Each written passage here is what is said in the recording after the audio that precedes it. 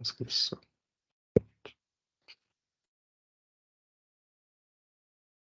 Então, como eu estava falando, eu acho que esse... Está aqui essa luz. Aí. Nós vamos fazer, né, esse nosso encontro de hoje como uma primeira versão aí da análise desse capítulo do livro aí que foi selecionado para a gente debater. Mas depois a gente vai repetir, eu acho, deixa eu ver, acho que é dia 9, deixa eu só confirmar aqui, que é depois da nossa semana pedagógica, que eu não teria... Acho que fica apertado para a gente, 2, 9, isso. Seria dia 9 de agosto, uma outra quarta-feira. Por sinal, depois, quando a gente for voltar, né, até vou ver de novo, quando eu for marcar dia 9 ou dia 11, pode ser sexta-feira, tá? Aí eu vou botar lá no grupo do WhatsApp, fazer uma pesquisa com todo mundo agora, para ver qual data que o pessoal prefere mais, para já ficar meio de fixo, né? Tem que esperar também lá no projeção, né, fechar nossas grades, confirmar os dias e horários que eu vou ter disciplina, que eu vou estar livre, lá na ENAP também, no NB. O NB já está meio que confirmado. Não, mas só para confirmar essas datas, para eu saber quando que eu vou estar ocupado e quando que eu vou poder tocar aqui nossos encontros, tá? Mas em princípio deve ser entre quarta, né? Que nem a gente está fazendo hoje, a partir das 6 horas, ou sexta a partir das 6 horas. Tá? Eu até tinha comentado de repente a gente fazer no sábado, mas acho que eu vou ficar com aula no sábado. Aí para mim já fica.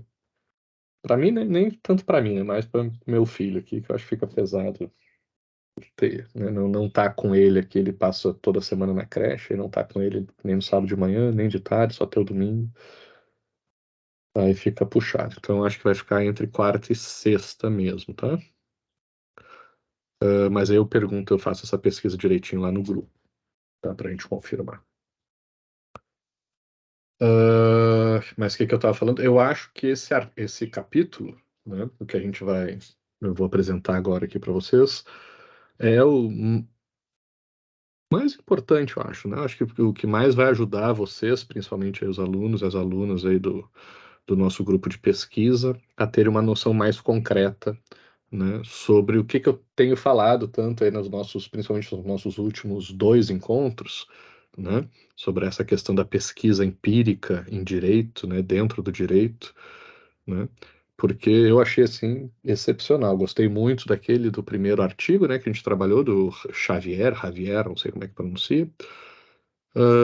Muito bom. Acho bacana a discussão que o Reale traz, né, que a gente falou também na aula, no encontro passado. Mas esse aqui eu achei assim, uma sistematização, uma organização, vai passando por todos os pontos, né? Pretendo até levar parte desse conteúdo aí para as minhas orientações de TCC no Projeção, né? Que está muito explicado. Eu pretendo passar para os meus próximos orientandos aí esse capítulo como, né, um manualzão, assim, uma referência para ser usada em pesquisa na área do direito. Tá, mas vocês vão ver que a gente vai além desse capítulo. Vou trazer aqui alguns conteúdos que passam tão fora desse capítulo, mas que são complementares à mesma lógica. Por que eu acho, então, que esse capítulo é talvez, né, o mais importante? Porque ele se baseia na ideia, na discussão teórica, conceitual, né, que eu vim apresentando para vocês nos nossos 2 últimos encontros.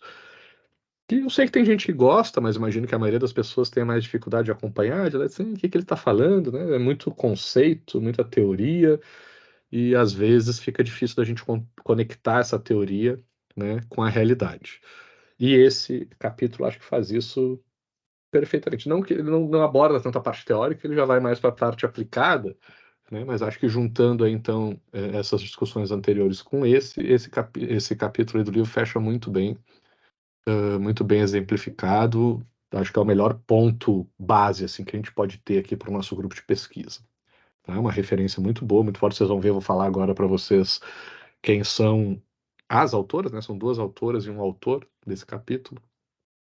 Gente boa, bem qualificada, né? Que eu quero dizer. E o trabalho muito bem explicadinho, né? Com vários exemplos, modelos. Cara, não tem que falte aí para ser aplicada essa nossa discussão. Beleza? Então eu vou começar aqui primeiro, né, dizendo, olha, deixa eu pegar aqui o geral, né? Depois eu tenho na apresentação ali nos slides, né? Isso é um livro, né, que foi escrito pelo Rafael Maffei Rabelo Queiroz e pela Marina Pfefferbaum. Acho que é assim que se pronuncia. Os dois foram coordenadores desse livro, que se chama Metodologia da Pesquisa em Direito. E o subtítulo: Técnicas e abordagens para elaboração de monografias, dissertações e teses. Né? Eu acho que, inclusive, serve aqui para artigos científicos, né, para relatório de pesquisa, acho que vai além, né? Apesar de que eu não li os outros capítulos, né? Talvez tenha um recorte mais específico para esses trabalhos de conclusão de curso, né? Esses TCCs aqui, que eu acho que é o que eles mais estão querendo dizer no subtítulo. É um livro de 2019, pelo menos a sua segunda edição, né, de 2019. Tem diversos autores aqui que participam. Deixa eu ver, deve dar uns 30, 40 autores aqui, pelo visto. E a gente vai trabalhar especificamente o capítulo 6, né, que se chama Meu trabalho precisa de jurisprudência? Como posso utilizá-la? Né? Como posso utilizar a jurisprudência no meu trabalho? Quem que escreveu esse capítulo especificamente? Três autores, duas autoras e um autor, né?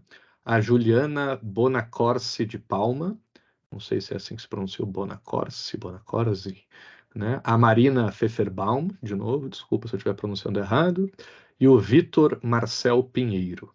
Tá? Quem são essas pessoas? A Juliana Bonacorsi de Palma, né? Ela é mestre e doutora em Direito, né? Pela Faculdade de Direito da USP, né? Ela é Master of Laws pela Yale Law School, né? Mestrado, né, em Direito pela Universidade de Direito de Yale, professora da Fundação Getúlio Vargas, né, de São Paulo, no curso de Direito, FGV Direito São Paulo, e da Sociedade Brasileira de Direito Público, que eu também depois vou trazer aqui para vocês um link da SBDP, que traz ali uma série de trabalhos produzidos pelos seus integrantes muito interessantes, né, usando uh, a jurisprudência, né, os julgados aqui como fonte para esses trabalhos. Então, ótimos exemplos para a gente ver aqui essa nossa discussão de forma aplicada.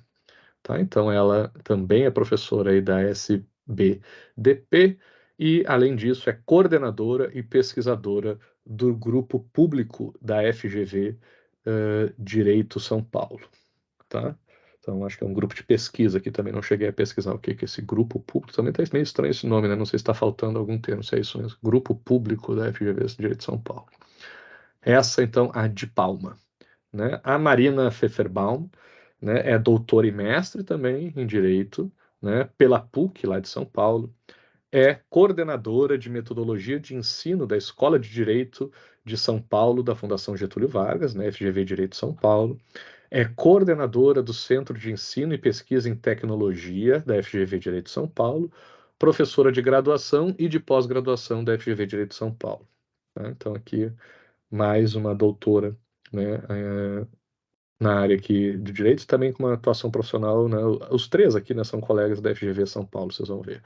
Por último, aqui o Vitor Marcel Pinheiro, né, professor e pesquisador da SBDP, né, da Sociedade Brasileira de Direito Público, e do IDP aqui de Brasília, né, do Instituto Brasiliense de Direito Público, né, professor lá também, pesquisador também.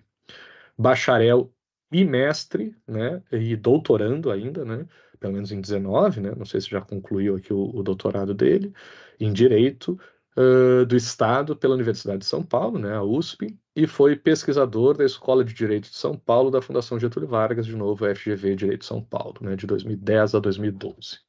Então temos gente aqui, todos, né, atuando aqui, professores, pesquisadores, né, alunos da FGV Direito de São Paulo, temos gente da USP, né, da Yale, da PUC de São Paulo, né, do IDP. Então temos ótimas instituições aqui de direito, né, nacionais e internacional, né, contando com a Yale, pelas quais passaram aqui os autores do nosso trabalho. Deixa eu ver aqui. Tá no ponto. Então eu vou começar, tá, gente? Eu vou compartilhar minha tela com vocês, só lembrando que quando eu compartilhar a tela eu não vejo mais o chat, né? Até eu posso ficar acompanhando aqui pelo celular, mas se quiserem podem a qualquer momento abrir o microfone, fazer pergunta, tirar dúvida, qualquer coisa. Beleza? Deixa eu compartilhar aqui.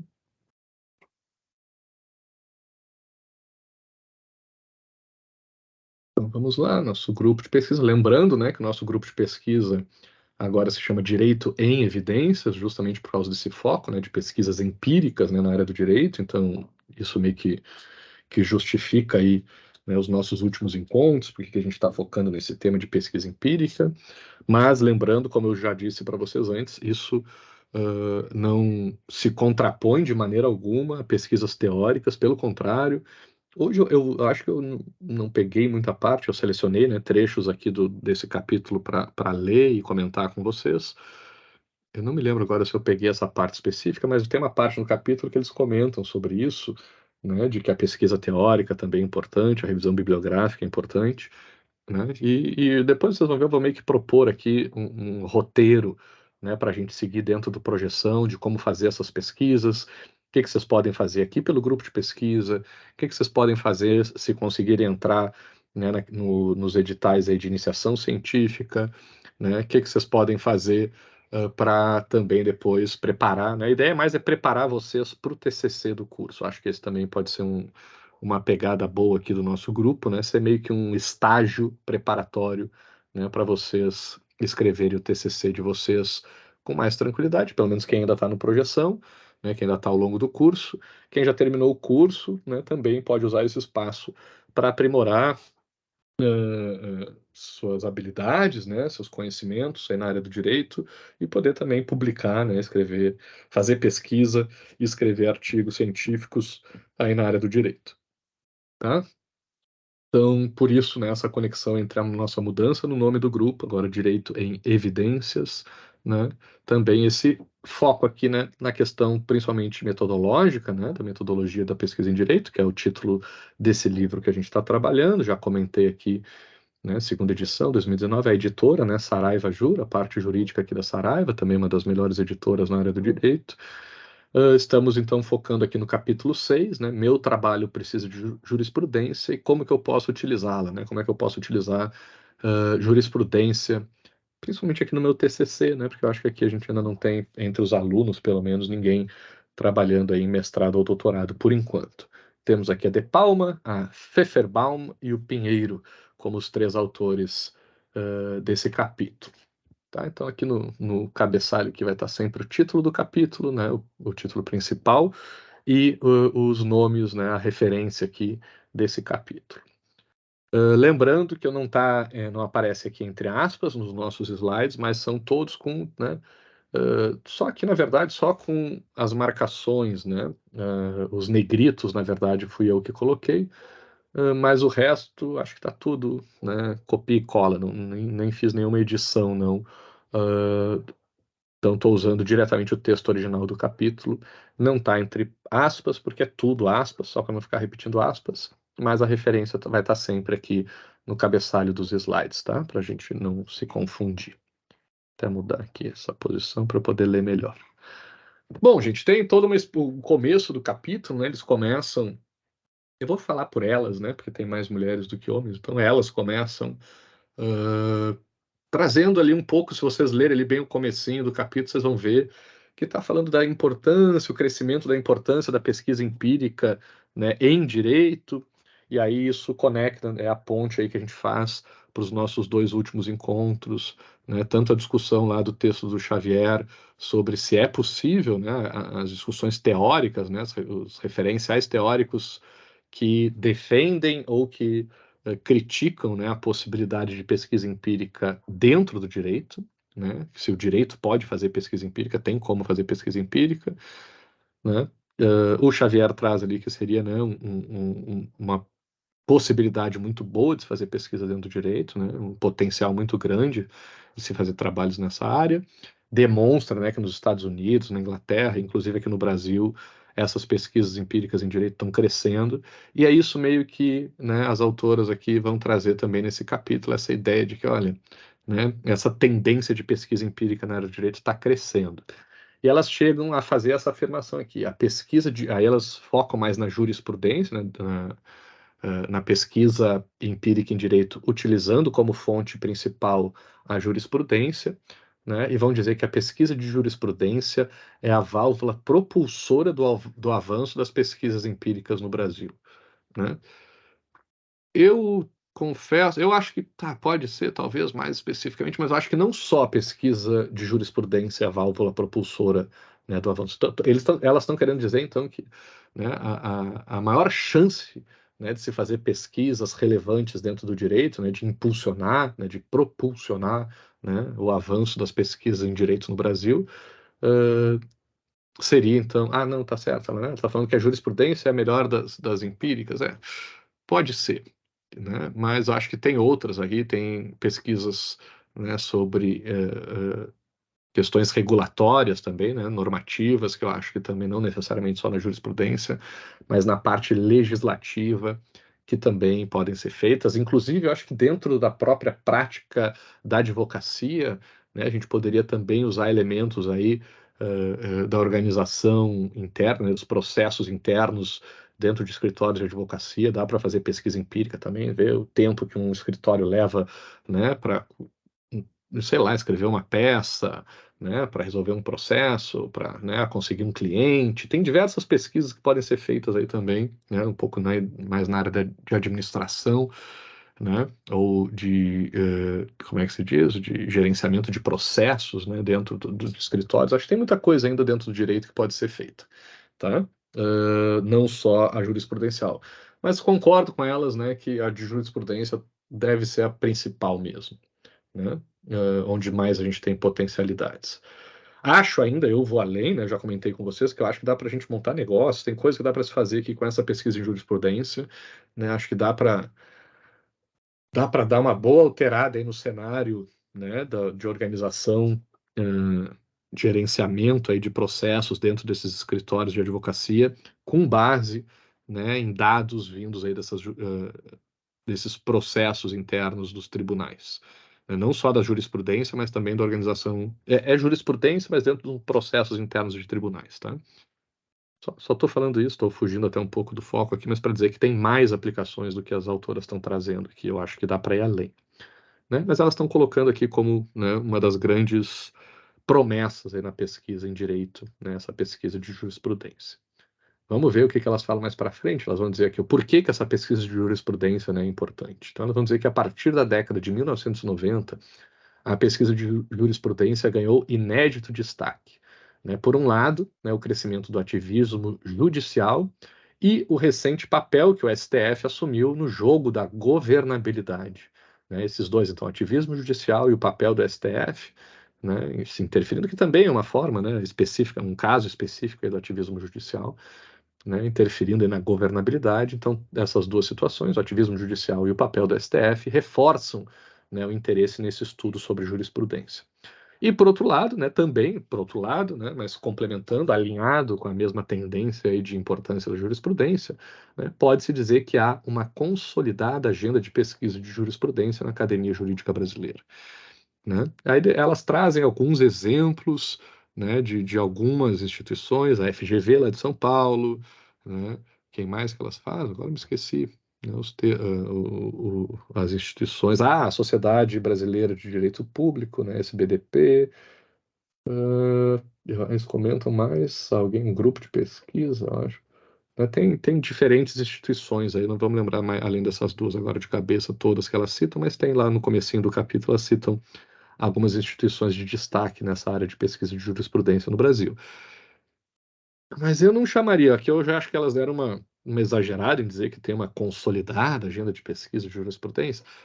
Temos instituições importantes, né, fazendo pesquisa em direito, que é bem legal, pesquisas jurisprudenciais, né, em direito, mas eu acho que ainda, né, é uma pesquisa muito restrita aí a essas instituições, algumas instituições de excelência, né, que têm aí quadros mais qualificados, tanto entre os professores quanto entre os alunos, para poder realizar esse tipo de pesquisa. E eu não vejo o porquê disso, acho que não é tão difícil, né, fazer esse tipo de pesquisa, não precisa ficar restrito apenas a essas grandes instituições de renome, esse tipo de pesquisa, é isso que eu vou tentar mostrar para vocês aí usando esse trabalho das autoras, tá? Então vamos adiante. Elas vão, né, ainda tentando explicar a importância dessa pesquisa utilizando jurisprudência no Brasil, né, elas vão citar que essa relevância do trabalho então com a jurisprudência, peraí que eu tô tapando aqui, na prática, né, é tamanha que o atual Código de Processo Civil positivou a lógica de precedentes, né, no artigo 489. Né? O que seria essa lógica de precedentes, né, que está lá no 489 do CPC? Né? Dentre outros aspectos, segundo elas, né, a sentença somente será considerada, com base no CPC, né, a sentença somente é considerada fundamentada, né, e, portanto, a sentença só é considerada válida se o juiz demonstrar que os precedentes utilizados, né, então os julgados que eles estão trazendo ali nas suas decisões, se coadunam ao caso concreto, né, então estão alinhados com o caso concreto. Então eles têm que, o juiz, na hora de decidir, ele tem que demonstrar que os julgados que estão sendo trazidos ali para discussão estão alinhados com o caso concreto, tem a ver, né, com o caso concreto, e também só vai ser válida essa decisão, só vai ser considerada motivada, né, se o juiz motivar a sua decisão de não seguir uma jurisprudência que foi invocada por uma das partes, né, ou por ambas as partes, nas específicas hipóteses de distinção dos casos em julgamento ou de superação de entendimento. Então, toda vez que uma parte num processo, né, apresentar um julgado e dizer, olha aqui, ó, essa decisão que já aconteceu, né, na verdade não um julgado, né, mas nesse caso aqui jurisprudência, né, uma tendência, de decisões no mesmo sentido. Toda vez que uma das partes apresentar jurisprudência num determinado sentido, né, para o juiz contrariar essa jurisprudência, né, o juiz tem que, né, ou demonstrar, né, essas hipóteses de distinção dos casos, mostrar que os casos são diferentes, não, tu escolher uma jurisprudência que não tem nada a ver com esse caso aqui, ou demonstrar que aquela jurisprudência já foi superada, né, que se alterou o entendimento com relação àquelas decisões, que está ultrapassada aquele posicionamento. Né? Então, o que está acontecendo aqui na prática, né? Que é uma discussão também que eu trago aqui para os meus alunos lá de introdução ao estudo do direito, né? Quando a gente estuda ali as diferentes escolas de direito no mundo, né? O direito romano-germânico, né? Dentre os quais a gente faz parte aqui no Brasil, e o direito consuetudinário, né? O common law, né? Do Reino Unido, Estados Unidos, Austrália, né? O que eu explico, né? Quando a gente está falando sobre isso, basicamente, falando bem superficialmente, que no direito romano-germânico a principal fonte de direito são as leis, né? As normas, mais especificamente, e no direito consuetudinário, né? A principal fonte de direito são os costumes, né? Mas que geralmente se manifestam através da jurisprudência, são os precedentes, né? Então, a principal fonte de direito no Brasil, por exemplo, seria a lei, as normas. Na Inglaterra, seriam os precedentes. Só que a gente aqui, com o nosso Código de Processo Civil, a gente está abrindo, né, está dando, aumentando a importância, abrindo não, porque sempre teve como fonte secundária, mas a gente está aumentando a importância, né, da fonte dos precedentes, da jurisprudência, né, nos nossos processos. Então, isso seria uma tendência, né, um caminhar, né, tem até uma corrente aí que defende, né, meio que uma fusão, né, uma tendência de fusão entre essas escolas do direito, porque lá também está acontecendo coisa parecida, né, no Reino Unido, nos Estados Unidos, na Austrália também há um crescimento das fontes secundárias, né, ou seja, lá mais no caso de leis, né, um crescimento normativo por lá, e aqui um crescimento da importância dos precedentes, fazendo com que as diferentes escolas se aproximem uma da outra. Né? Então a gente tem, apesar da gente fazer parte da escola romano-germânica, e a nossa principal fonte de direito ainda serem as normas, né? As normas escritas, né? Positivadas aí nos códigos, a gente ainda tem, a gente também tem, né? Melhor dizendo, né? A jurisprudência como fonte de direito e tem uma tendência de crescimento da importância dessa fonte de direito para o sistema jurídico brasileiro. Além disso, acho que tem mais uma outra explicação deles aqui, né?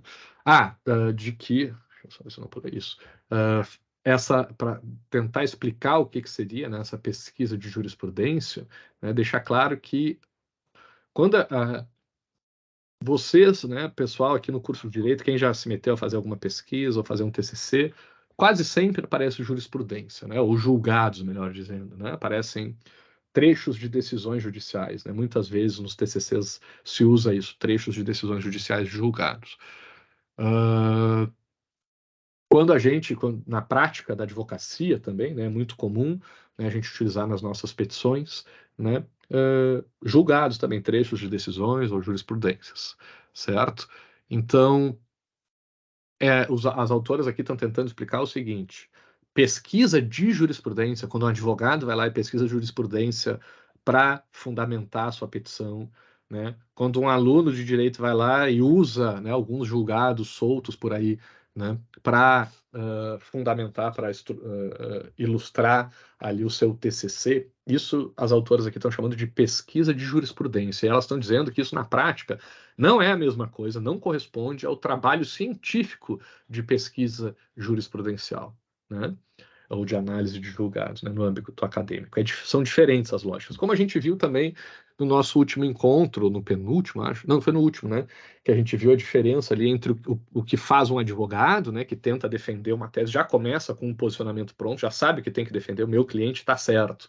E aí eu procuro, né, normas, julgados, né, doutrinas que ajudem a defender a tese que eu já sei que é ela que eu tenho que defender. Se eu achar alguém falando alguma coisa diferente do que eu preciso, eu jogo fora, porque não me serve, né? Eu só quero o que serve para defender a minha tese, para defender o meu cliente. É isso que um advogado faz, né? Infelizmente, acaba sendo isso que muita gente faz no seu TCC, ou muitos artigos, né, muitas pesquisas na área do direito também. Acaba sendo que uma militância, né, aquela lógica dos pareceres, né, que o Xavier utiliza ali, falou no seu artigo, a gente já comentou em encontros anteriores. Então, as autoras aqui estão reforçando isso. Isso não é trabalho científico na área do direito, né? Não é uma pesquisa jurisprudencial feita de uma forma metodologicamente correta, né? E o que elas exemplificam aqui, né? Então, pesquisa de jurisprudência não é um catadão, né? Elas colocam catadão aqui entre aspas, né? Ou uma seleção aleatória, né? Ou sei lá, qualquer, sem critérios pré-estabelecidos, né? Então, pesquisa de jurisprudência não é qualquer catadão de julgados aleatórios para defender o seu ponto de vista, né? Também não é, né, analisar os julgados mais recentes de um determinado tribunal para afirmar uma suposta orientação jurisprudencial, né, tentar achar uma jurisprudência dentro do tribunal, vendo qual é uma tendência de decisões ali recentes, né? Tecer críticas ou elogios ao tribunal a partir de um julgado específico, pegar uma decisão e dizer, nossa, olha, o STF foi muito bem nesse acórdão aqui, parabéns, não sei o que lá, né, escolhido arbitrariamente, também não pode ser considerado pesquisa de jurisprudência. Ou seja, no fundo, elas estão dizendo que é necessário aqui o estabelecimento de critérios metodológicos, né, para a gente poder fazer uma pesquisa jurisprudencial. Não é só escolher os que nos servem, não é fazer essa militância, essa advocacia, né, essa lógica de pareceres aqui para defender uma ideia pré-estabelecida. É o contrário, é a gente partir da dúvida, dizer, vem cá, eu quero ver o que está acontecendo nesses julgados aqui desse tribunal, como é que está a jurisprudência por aqui, né? Uh, Sem saber o resultado, né? Uma pesquisa tem esse pressuposto, essa característica fundamental. Quando a gente começa ela, a gente não sabe a conclusão final. Enquanto um advogado já sabe que vai lá no final pedir para inocentar o seu cliente, para reduzir pena, sei lá, né? Já sabe que vai defender o lado do seu cliente, né?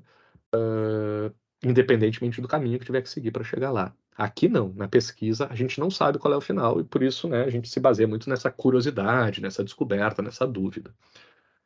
E mais. Então, de modo geral, as pesquisas de jurisprudência compartilham as seguintes características, né? Trata-se, então, essa pesquisa de jurisprudência de uma investigação científica, né? Essa investigação científica vai ser orientada por uma metodologia que vai ser especialmente construída para endereçar, né, para responder perguntas que possam ser respondidas por meio de julgados, né? Então a gente vai usar julgados para responder perguntas, mas vai fazer isso através de um método pré-estabelecido, né, para construir então essa pesquisa, essa investigação científica. Então, como qualquer trabalho científico, né, os estudos jurisprudenciais são guiados por uma questão de pesquisa, né, uma pergunta de pesquisa. Não sei se alguém aqui que está nos ouvindo, né, já foi me orientando, me orientanda, mas se foi, vai saber o quanto eu encho o saco das pessoas com esse negócio da pergunta de pesquisa, da construção da pergunta de pesquisa, porque essa é a principal característica de um trabalho, né? É definir uma pergunta de pesquisa e responder essa pergunta de pesquisa. É importante destacar isso aqui para vocês, que um TCC, um artigo acadêmico, né, qualquer trabalho de pesquisa, né, por mais estranho que pareça para vocês, porque vocês não estão muito acostumados a ver, a trabalhar com eles, né? Ele não é muito diferente do que vocês estão acostumados a fazer no curso de vocês. Quando vocês pegam uma prova e o professor botou lá uma pergunta, ou uma atividade, qualquer um exercício, qualquer ao longo do semestre, tem lá uma pergunta, vocês têm que responder aquela pergunta que o professor colocou na prova ou no exercício, né? É a mesma coisa que se faz num TCC, num artigo científico, numa tese de doutorado, numa dissertação de mestrado, não interessa, né? Se pega uma pergunta de pesquisa, se responde ela. Qual é a diferença principal aqui, né? E que, por um lado, faz parecer que é mais fácil, né, a pesquisa do que a atividade lá de sala de aula. É que na sala de aula, quem escolhe a pergunta é o professor ou a professora, e passa para vocês a pergunta e vocês têm que responder. No TCC, no artigo científico, são vocês que vão escolher a pergunta de pesquisa que vocês mesmos ou vocês mesmas vão responder, tá? Por isso que eu estou dizendo, parece que é mais fácil, mas não é, porque daí vocês vão ver, por um lado, né, o trabalho aí que os professores, as professoras de vocês têm de montar essas perguntas, que não é nada fácil montar uma pergunta para uma prova, para um exercício, né? Menos ainda para um trabalho de pesquisa. Né? Um trabalho de pesquisa, então, é mais complicado ainda. Né? Existe uma série de etapas que a gente tem que passar, é um processo que a gente está sempre indo e vindo, indo e vindo, indo e vindo, melhorando essa pergunta de pesquisa, porque é um trabalho, eu acho que é a parte mais difícil de um trabalho de pesquisa, é encontrar a pergunta de pesquisa. Depois o resto meio que vai, né, por inércia, assim, meio que no automático. Não no automático, porque exige muito trabalho, né, muita dedicação. Mas aí é consequência natural da pergunta. A pergunta já vai estabelecer todo o resto, vai dizer o que vocês têm que ler, o que não tem que ler, se vocês têm que fazer, que tipo de pesquisa vocês devem fazer, qual metodologia vocês vão usar, como que vocês devem estruturar o trabalho de vocês, né? Tudo isso vai ser definido pela pergunta de pesquisa do trabalho de vocês, tá? Então, qualquer trabalho científico é sempre guiado por uma pergunta de pesquisa e praticamente todas as dúvidas, né, todas as incertezas que vocês têm sobre esse trabalho de pesquisa de vocês são respondidas, são resolvidas, né, pela pergunta de pesquisa. Tá? Vou tirar um tempinho aqui para explicar melhor isso para vocês. Por exemplo, tá? Que eu falo para os meus alunos lá de TCC dessa importância, eu acho que às vezes fica difícil de entender, então é bom já começar a falar isso para vocês desde logo. Um dos principais trabalhos que vocês têm, uma das coisas que mais toma tempo, né, mais pesadas que tem num trabalho de pesquisa, é a aquisição de informações, né? É receber informações, né? Seja fazendo pesquisa de campo, levantando dados, né, para serem analisados, seja levantando teorias, conceitos, né, o referencial teórico, né, fazendo a revisão teórica, bibliográfica, né, sobre aquele assunto de vocês. É uma das coisas que mais toma tempo, assim, quantidade de tempo que precisa para ser feito. Talvez não uma das mais difíceis, mas uma das mais demoradas, que mais exige, né, dedicação de vocês. Então vocês precisam desenvolver a capacidade de saber encontrar atalhos, ainda mais hoje em dia com internet, né, com a quantidade. Antigamente eu fiz isso, né, no meu TCC, eu lá na PUC, lá do Rio Grande do Sul, eu ia para a biblioteca lá da PUC e aí ficava no computadorzinho lá da biblioteca colocando os termos, né, da minha pesquisa, botava lá direito público, direito privado, não sei o quê, né, publicização, ia fazendo pesquisa e vendo o que tinha naquela biblioteca da PUC lá sobre o assunto que eu estava procurando. A biblioteca da PUC, ela tinha um prédio, cabia uma quantidade de livros, o sistema da biblioteca da PUC tentava catalogar todos os assuntos que tinham nesses livros, e eu fazia essa pesquisa para saber, olha, nesses livros aqui da biblioteca, do prédio da biblioteca da PUC, tem alguma coisa falando sobre esse assunto? Né? Isso já, quando é que foi? Entre 99, 2005 para 2004, 2005, 2005 acho que foi, né, que eu fiz esse trabalho. Né? Então faz aí quase 20 anos, né? Nem 20 anos. Hoje em dia, já faz algum tempo, quando vocês vão fazer esse mesmo trabalho que eu fiz lá na biblioteca da PUC, de sentar e começar a pesquisar no computadorzinho da biblioteca, vocês não precisam ir na biblioteca, do Projeção, da UNB, de nenhum lugar.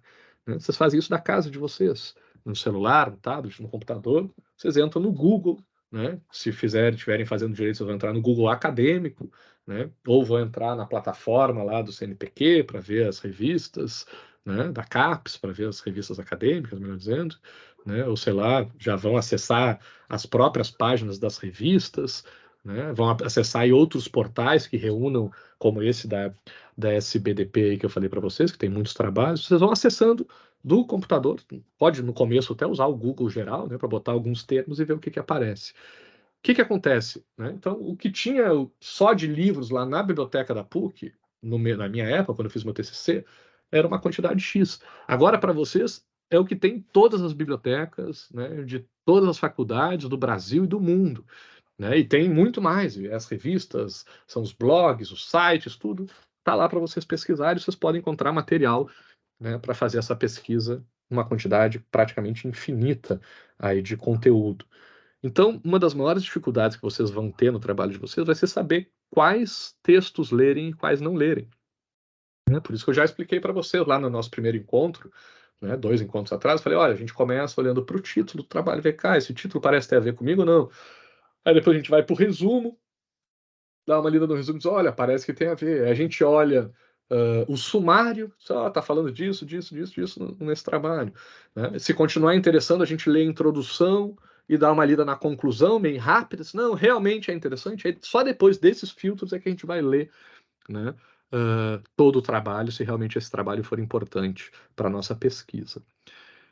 Então, por que eu estou falando tudo isso? Porque nesse processo de saber, vem cá, esse título é importante para mim, esse resumo desse trabalho que eu estou lendo aqui é importante para mim, esse sumário, né, tem algum indício aqui de que tem alguma coisa importante para mim, essa introdução, essa conclusão estão trazendo os elementos importantes para mim. Como é que eu sei se o que está escrito lá é importante para mim? É sabendo a minha pergunta de pesquisa. Porque sabendo a minha pergunta de pesquisa, eu vou olhar para essas informações e vou ver assim, esse título aqui parece me ajudar a responder a minha pergunta de pesquisa? Não sei, deixa eu ver o resumo. Esse resumo aqui, pelo visto, está me indicando que esse trabalho me ajuda a responder a minha pergunta de pesquisa? Se sim, se esse trabalho parece me ajudar a responder, eu vou continuar, vou lá o sumário, vou lá a introdução, a conclusão, depois talvez eu leia todo o trabalho. Se não, se eu perceber, não, esse assunto aqui até é parecido, mas ele não me ajuda a responder minha pergunta de pesquisa. Aí eu guardo, posso até me interessar por aquela pesquisa, aquele trabalho, mas vou dizer, ó, vou guardar aqui para ler depois, mas eu não vou perder meu tempo agora lendo isso aqui, porque isso não me ajuda a responder minha pergunta de pesquisa. Então eu não vou perder tempo lendo uma coisa que não serve para minha pesquisa. E a pesquisa, né, o trabalho da pesquisa é basicamente responder a pergunta de pesquisa, tá bom? Então eu acho que, né, quando a gente fica falando, pergunta de pesquisa é muito importante, vocês ficam ouvindo assim, que merda, o professor está falando isso, mas eu não vejo aonde que essa pergunta é importante. Ela é importante nisso, por exemplo. Eu acho que uma das coisas que mais realmente interessa para vocês é saber que a pergunta de pesquisa vai ajudar vocês a poupar tempo, né? A não perder tempo lendo coisa que não é importante para o trabalho de vocês, né? Então, esse era o que eu queria explicar, esse parênteses aqui que eu queria abrir. Mas vamos voltar para o capítulo delas aqui, das autoras, né? Continuam elas dizendo: isso significa que o trabalho como um todo se volta a responder a pergunta lançada, a pergunta de pesquisa, e os resultados de pesquisa dialogam diretamente com ela, com a pergunta, conferindo delimitação e coerência ao texto. Também para saber o que eu escrevo no meu texto, o que eu coloco, porque às vezes tem gente que escreve, outra gente que não sabe o que tem que escrever, não começa a escrever porque não sabe o que é importante para escrever no trabalho, no artigo, na dissertação, né? Sabe como é que vocês vão saber a resposta disso? Através da pergunta de pesquisa. Vai ser olhando para aquilo dizendo, se eu escrever isso, isso me ajuda a responder a pergunta de pesquisa? Sim, então eu escrevo, então eu coloco no trabalho. Se eu escrever isso, isso não me ajuda? Não? Então deixa de fora, não precisa escrever, guarda para um outro trabalho, para um outro lugar para botar esse conteúdo. Porque no trabalho a gente só coloca o que ajuda a responder a pergunta de pesquisa. A particularidade das pesquisas jurisprudenciais está justamente no fato de que essa pergunta de pesquisa apenas pode ser respondida por meio da análise de julgados, orientada por uma metodologia de investigação. Então, também vai ser a pergunta de pesquisa que vai me dizer se, para responder ela, eu preciso analisar julgados, né, decisões judiciais. Né? Então, a pergunta de pesquisa vai dizer, com base, né, na jurisprudência nacional, né, como é que funciona tal tema aí no direito brasileiro? Opa, né, uma pergunta dessas, obviamente, vai precisar da análise de julgados. Né? Então, a pergunta que eu estou fazendo é que vai me dizer se eu preciso usar os julgados como fonte do meu trabalho ou não, se eu vou usar uma outra fonte, a doutrina, se eu vou usar, sei lá, pesquisas empíricas aí de outra natureza, né? Ou qualquer outro método aí que a gente queira utilizar para responder o nosso trabalho, qualquer outra fonte, melhor dizendo, né, que a gente queira usar para responder o nosso trabalho. Por isso, então, a importância da pergunta de pesquisa. A gente vai ver aqui alguns exemplos de pergunta de pesquisa, tá? De como elas definem o trabalho. Mas ainda falando da pergunta de pesquisa, ou mais especificamente do tema, né, do tema e da pergunta, ou também às vezes chamado de problema de pesquisa, né? Então, a princípio, qualquer problema jurídico pode ser analisado, né, pela perspectiva jurisprudencial. Então, via de regra, qualquer problema jurídico, se eu construir a pergunta de pesquisa para isso, eu consigo responder através da jurisprudência. Via de regra, tá? A princípio. Vão ser, então, os objetivos da pesquisa que vão nortear a escolha pela pesquisa jurisprudencial no estudo ou não. Dependendo dos objetivos, a gente vai para pesquisa jurisprudencial ou não. Então, qualquer assunto pode ser trabalhado através de jurisprudência, né? Mas vai ser, então, o como que a gente quer trabalhar aquele assunto que vai dizer se a gente vai para pesquisa de jurisprudência ou não. O que caracteriza um estudo de jurisprudência é o fato de a pergunta de pesquisa apenas poder ser respondida por meio da análise de julgados, como já foi dito antes, como explicado, e isso significa que os julgados correspondem à principal fonte de pesquisa, né, desse trabalho. E a metodologia deve necessariamente ser construída visando ao trabalho com julgados. Então, já sabendo que para responder minha pergunta eu vou precisar de jurisprudência, eu já monto uma metodologia de pesquisa própria, né, específica para analisar esses julgados. Então, assim como a pesquisa de jurisprudência não é descaracterizada pelo uso de outras fontes, ou seja, eu posso fazer uma pesquisa de jurisprudência e ter, por exemplo, um capítulo inicial teórico, né, que eu montei com uma revisão bibliográfica. Era essa parte que eu tinha comentado lá com vocês, né? Quem está aqui no grupo e quer fazer pesquisa teórica, não tem problema. Não é bem sobre isso que a gente está falando agora. A gente está falando sobre pesquisa empírica. Mas isso não exclui a pesquisa teórica. Pelo contrário, é até indicado que a gente comece a nossa pesquisa empírica com uma boa base teórica. E é isso que eu recomendo para vocês, quem ainda não está no TCC, que construa, que use aqui o nosso grupo de pesquisa, né, que use aí os projetos de iniciação científica para fazerem trabalhos onde vocês vão construir essa base teórica, conceitual, né, vão aprender sobre o tema de vocês, e depois no TCC vocês aplicam e fazem uma pesquisa jurisprudencial para o TCC de vocês ficar, ó, nota 10 garantida, tá? Então, se eu estou fazendo uma pesquisa de jurisprudência e posso usar uma revisão bibliográfica, né, porque não vai deixar de ser uma pesquisa de jurisprudência só porque o primeiro capítulo é teórico, eu estou fazendo uma revisão bibliográfica para escrever ele, né, porque a principal fonte continua sendo a jurisprudência, né? Então, assim como a pesquisa de jurisprudência não deixa de ser de jurisprudência porque eu uso outras fontes, como a revisão bibliográfica, que não os julgados, como, por exemplo, a doutrina, se, né, eu fizer uma pesquisa utilizando julgados, né, não quer dizer necessariamente que isso é uma pesquisa jurisprudencial, né? É o que mais tem, é o que eu tinha comentado com vocês. A gente tem revisões bibliográficas, né, nos TCCs, que a pessoa fez uma revisão bibliográfica, teórica, e larga ali uns julgados, né, só para dar uma ilustrada, né, só para enfeitar o seu trabalho com um julgado. Isso não transforma esse trabalho, essa pesquisa, em pesquisa jurisprudencial, porque não é a principal fonte, né?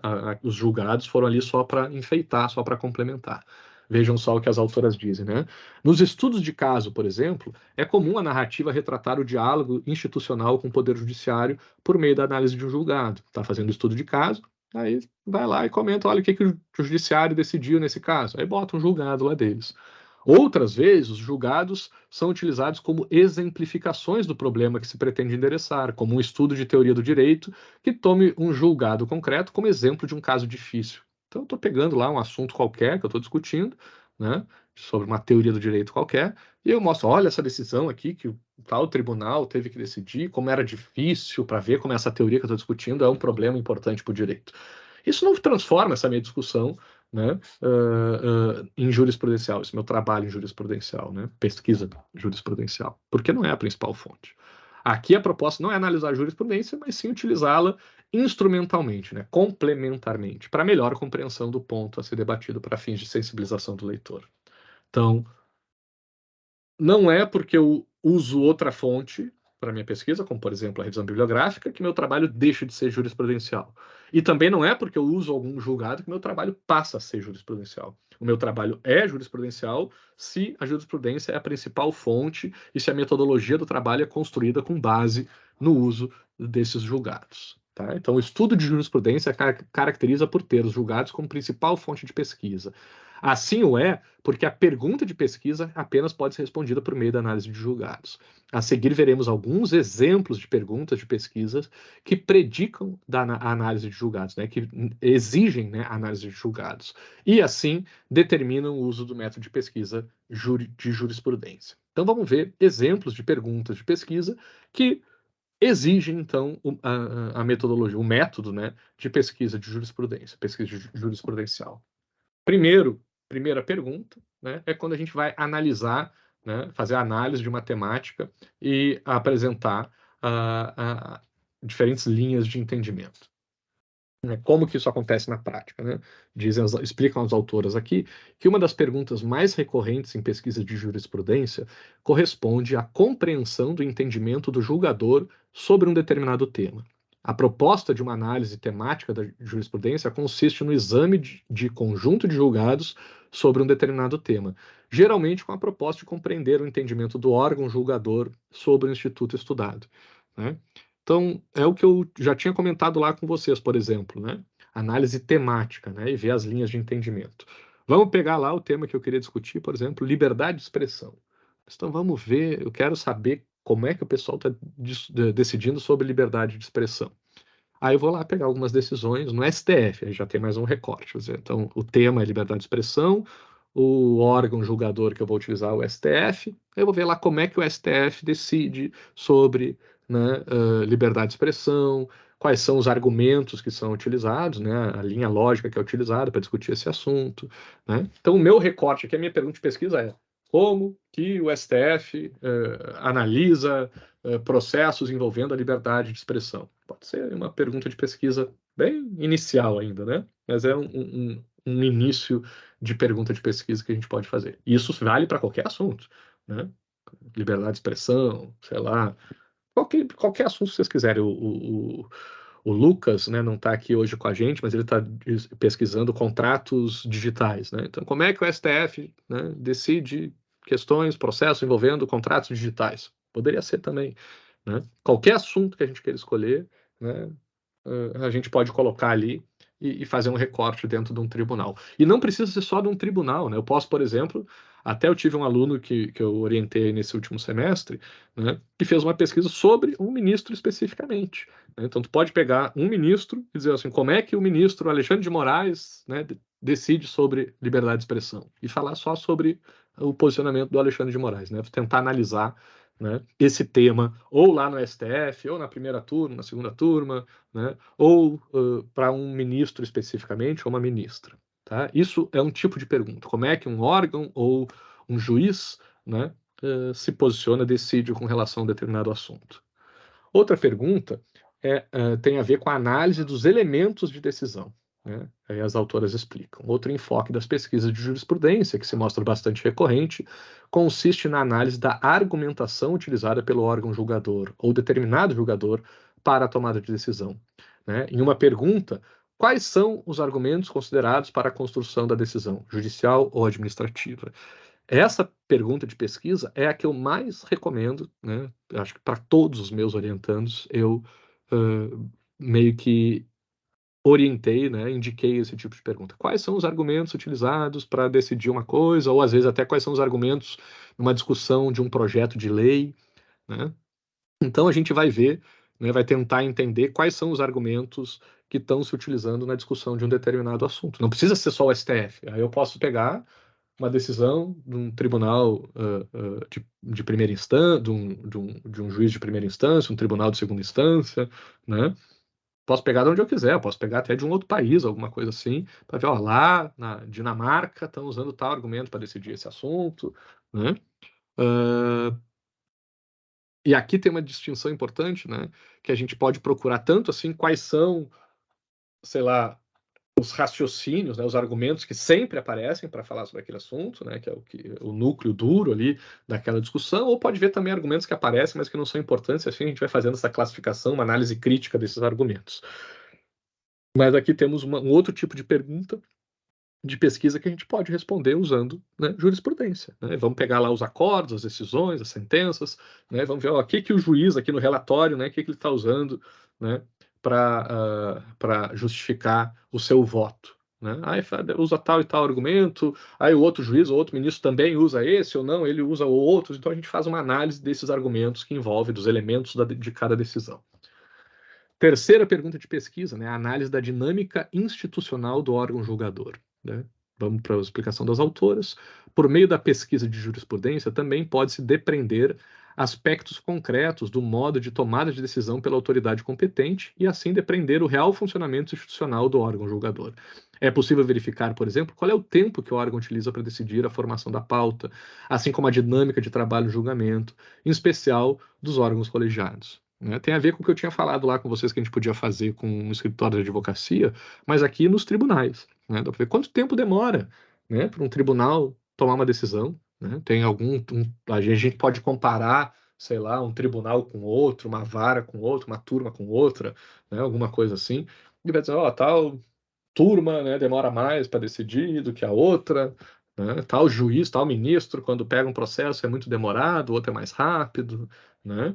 Uh, como é que funciona a dinâmica do julgamento, né? Como é que se decide, por exemplo, pauta, né? A gente quando foi lá no STF, as turmas que eu levei na nossa segunda ida, né? Era para ter uma decisão, tinham dois assuntos, um era a legalização da maconha eu não me lembro qual era o outro tema que tinha, que estava para entrar em pauta, que era bastante polêmico, assim, também. Em cima da hora, eles mudaram e botaram a questão do marco temporal, por isso a gente estava cheio de indígena, né, lá no STF, quando a gente foi a segunda vez. Então, o que que leva, né, essa definição? Eu tive que explicar para o pessoal, disse, olha, isso aí foi um assunto, uma questão política, né, que entrou e fez o STF teve que passar essa discussão dos indígenas na frente. Então, tem toda uma dinâmica, né, um jogo, né, que envolve aí a formação das pautas desses tribunais que a gente pode estudar também. Que mais? A análise dos impactos da jurisprudência, os impactos da decisão, né? Em uma vertente consequencialista de análise, né, tem se desenvolvido pesquisas de jurisprudência voltadas à mensuração das mais diversas ordens de impacto das decisões, como econômica, orçamentária, concorrencial, de segurança jurídica, de alocação de competências, etc. Então, eu posso ver lá, olha, essa decisão aqui vai gerar um impacto econômico, né, tá, sei lá, me lembro das decisões na área da saúde, né, de concessão de medicamentos ou de tratamentos muito caros, de alto custo. Né? Então, olha, mas isso aí eu posso analisar, uma decisão do tribunal gerou uma necessidade de realocação do orçamento que tirou tanto dinheiro do não sei o que, botou para lá para obedecer essa decisão. Então a gente pode pegar uma jurisprudência e ir atrás da análise das suas consequências, né, nas mais diversas, questão de segurança jurídica, a relação entre os poderes, por exemplo, será que um poder está interferindo no outro?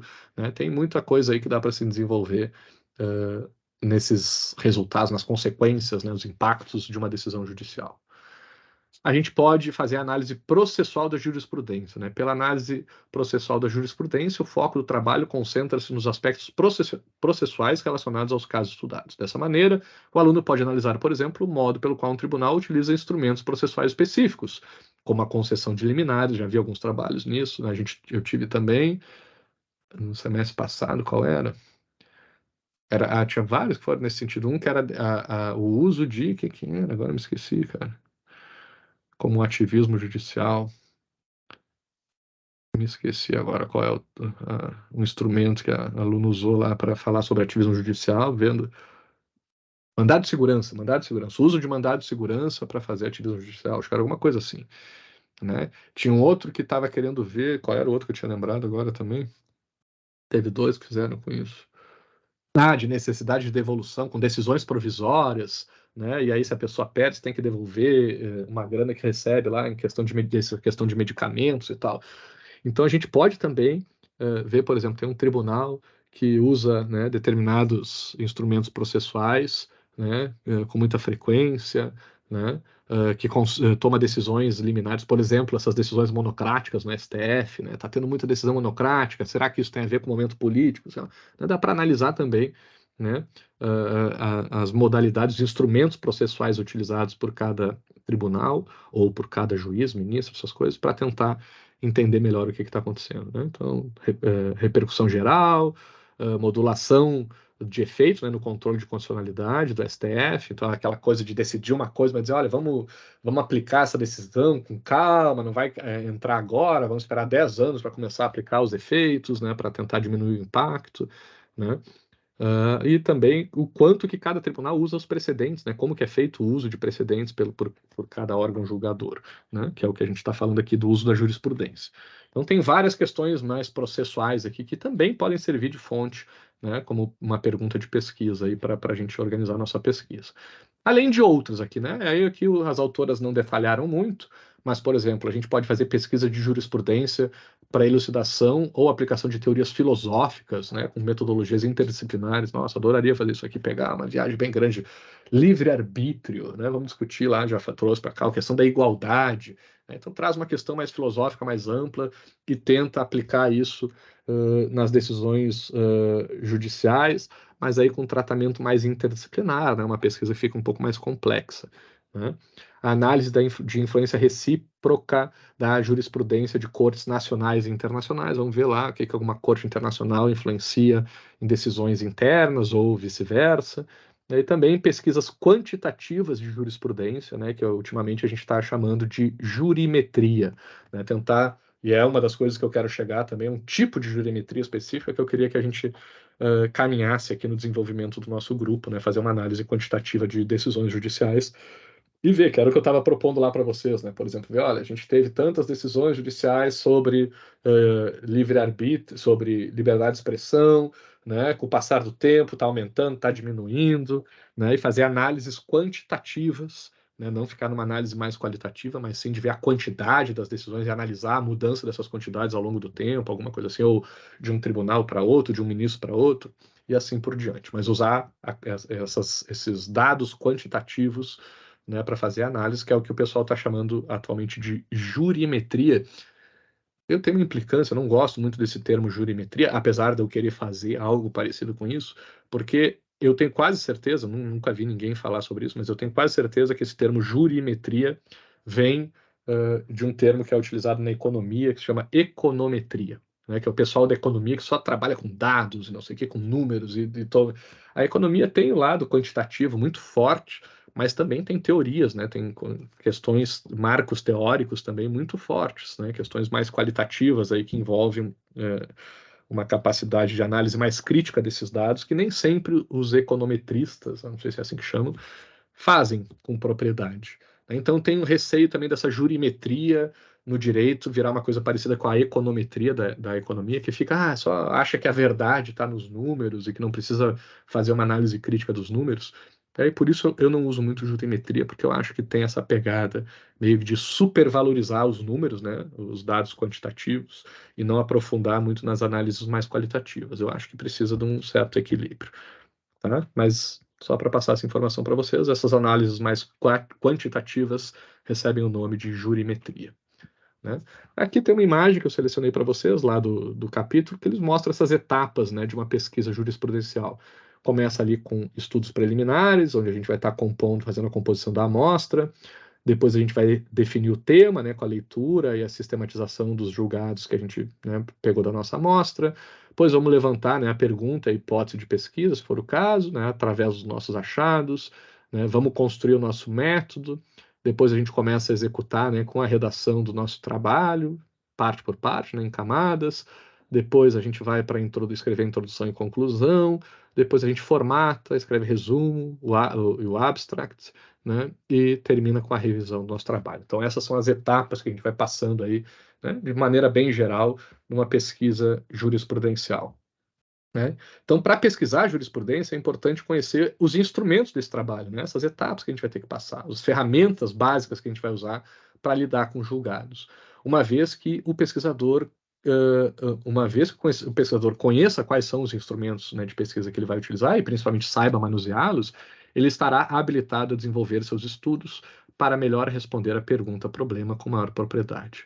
Dentre os principais instrumentos de pesquisa de jurisprudência, destacam-se, né, primeiro, a delimitação da pesquisa de jurisprudência, né, que seria a definição do tema, alguma coisa assim, a composição da amostra, né, a construção da amostra, né, a sua delimitação, o seu recorte, e depois a análise dessa amostra. Então a gente vai ver essas etapas aí, uma a uma. Né? Primeiro, na delimitação da pesquisa. Né? Em grande medida, o sucesso de uma pesquisa de jurisprudência está na adequada delimitação do tema. Ou seja, da questão de estudo que será analisada por meio de julgados, né? Da boa definição, né, desse tema.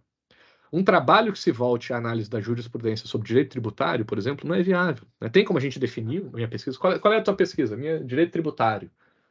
Como assim? Vai falar de direito tributário? Sim, esse é o meu tema. Direito tributário? Mas isso é uma coisa muito ampla. Pois é, então torna inviável. Tu vai falar de tudo sobre direito tributário? É impossível. Não interessa quem tu seja, não interessa, acho que nem se fosse um grupo de pesquisa grande, né? Alguma coisa assim, com muitos recursos, não tem como fazer pesquisa sobre todos os assuntos que envolvem o direito tributário com a profundidade necessária. Né? Então, por isso, a gente tem que fazer alguns recortes, tem que diminuir esse tema, delimitar o tema, né? Reduzir ele, recortando ele, para que ele se torne viável, né, de ser executado. Então, os recortes jurisprudenciais são utilizados na delimitação do tema. Há várias possibilidades de recortes de análise, sendo os mais comuns os recortes institucionais, temáticos, processuais e temporais. Vamos ver cada um deles de forma bem rápida e objetiva.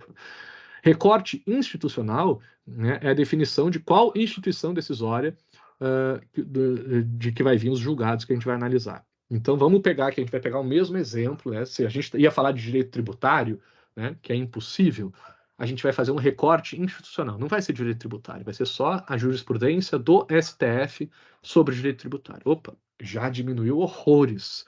Né? Já não é direito tributário no mundo, já não é todo direito tributário no Brasil, em qualquer corte, é só a do STF. Mas ainda assim, se vocês botarem lá na pesquisa jurisprudencial do STF, direito tributário, vocês vão ver que vai aparecer uma quantidade absurda, né, de acordos, de decisões, vai ser impossível de vocês analisarem todas. Então a gente vai fazendo outros recortes, como por exemplo o recorte temático. Né? É também muito comum nas pesquisas de jurisprudência, porque corresponde diretamente à delimitação do tema. Então, o que a gente vai falar de direito tributário? Direito tributário é uma área, né? Não é um tema específico. Então, se a gente vai falar da jurisprudência do STF em matéria tributária, a gente pode incluir mais um ponto, um tema específico, né? Um recorte temático, que é o princípio da legalidade. Então, vamos ver como é que o STF aplica, né, o princípio da legalidade em em matéria tributária, né, nas suas decisões. Então, nosso tema ficaria a jurisprudência do STF sobre o princípio da legalidade em matéria tributária. Vejam como a gente está recortando. Então, a gente vai lá e bota na pesquisa jurisprudencial do STF, direito tributário, princípio da legalidade, vai ver o que aparece e vai ver que mesmo assim deve ainda ser muita coisa. Então, a gente faz um recorte temporal. Né? Na delimitação da pesquisa de jurisprudência, a gente define o período no qual as decisões vão ser analisadas. Né? Então, por exemplo, a jurisprudência do STF sobre o princípio da legalidade em matéria tributária no período de 2007 a 2017. Aqui uma ressalva, né, uma complementação, que, por exemplo, é bastante comum um recorte temporal no Brasil, né, no direito brasileiro, ser, no mínimo, né, a partir da Constituição de 88. Né? Porque senão, se a gente for pegar um negócio maior, se a gente for passar de 88, a gente vai ter que analisar as diferenças, né, que vão acontecer em virtude da mudança do marco constitucional. É uma outra Constituição, na verdade, é um outro Estado que a gente está analisando, porque não é o mesmo Estado brasileiro quando a gente muda de Constituição. Então, geralmente, né, os estudos jurisprudenciais começam a partir, no mínimo, né, no mínimo ou no máximo? No máximo, né, voltam, né, no máximo até 1988. Se voltar mais do que 88, aí fica mais complexo, porque ele vai ter que fazer a ponderação sobre as diferentes constituições que vão estar envolvendo essa análise. Tá? Então vejam como a nossa pergunta vai ficando mais específica aqui, né? A jurisprudência do STF sobre o princípio da legalidade em matéria tributária de 2007 a 2017. Só para destacar, tá, que todas essas definições têm que ser justificadas, tá? Não tem nenhuma delas que a gente, vou porque eu quis, porque é aleatório. Não tem que dizer por que é de 2007 a 2017. Porque tem uma quantidade possível de eu trabalhar. Por que é o princípio da legalidade? Porque eu acho que esse princípio é importante, tá? E também pode ser aqui o recorte processual, né? Considerando elementos processuais para a delimitação do tema, como o tipo de recurso por meio do qual a questão foi levada, a apreciação de um determinado tribunal, a concessão de liminares ou aplicação de precedentes, por exemplo. Então, como ficaria o caso, né? A jurisprudência do STF em ações diretas de inconstitucionalidade, né, em ADIs, sobre o princípio da legalidade em matéria tributária no período de 2007 a 2017. Tá? E aqui só um comentário, então, né, a gente só vai pegar ADIs, não vai pegar todos os processos, né, que o STF pode estar trabalhando sobre o princípio da legalidade de 2007 a 2017 em matéria tributária. Não, eu vou fazer um recorte que vai diminuir ainda mais, né, a minha pesquisa, né, o foco da minha pesquisa, apenas para ações diretas de inconstitucionalidade. Mas poderia ser a DPF, recurso extraordinário, qualquer outra ferramenta processual que a gente possa utilizar. Tá? Aqui, uma consideração para vocês entenderem que eu acho que ajuda bastante a vocês terem uma ideia melhor do que a gente está falando, né? Então a gente vai ter que considerar a composição da amostra na delimitação do problema, né? Então a gente vai aplicar, as autoras recomendam, né, que a gente aplique o teste fôlego-suficiência, a relação entre fôlego e suficiência. O que que é isso, né? O pesquisador deve buscar combinar em sua pergunta, em sua pesquisa, na verdade, um número de decisões que ele efetivamente consiga trabalhar, né, o fôlego. Então não dá para pegar 1000 pesquisas de alguma coisa que não dá para ler, né? Então não tenho fôlego para ler tantas decisões assim, porque eu não consigo, é impossível, né? Mas também que seja adequado para responder a pergunta lançada, que tenha suficiência, né? Que seja suficientemente abrangente para analisar. Então, não vou pegar uma decisão e dizer, não, vou pegar só uma porque é mais fácil, né? Tem que ser abrangente o suficiente, né? Para poder abarcar bem o tema, analisar bem o tema, mas não pode ser também muito grande que eu não consiga trabalhar. Então, as autoras colocam aqui, né, 3 situações, né? Tem situações onde a gente tem o fôlego é menor do que a suficiência. Né? Ou seja, eu proponho uma coisa muito grande, muito ousada, né? Muito ambiciosa, e torna infactível, né? Irrealizável, impossível de colocar em prática. Por exemplo, analisar 1000 acórdãos sobre jurisprudência do STF. Sei lá, se a gente pegasse um grupo, né, de 10 pesquisadores, de repente, dividisse 100 para cada um, dependendo do tempo que a gente tivesse, talvez fosse viável.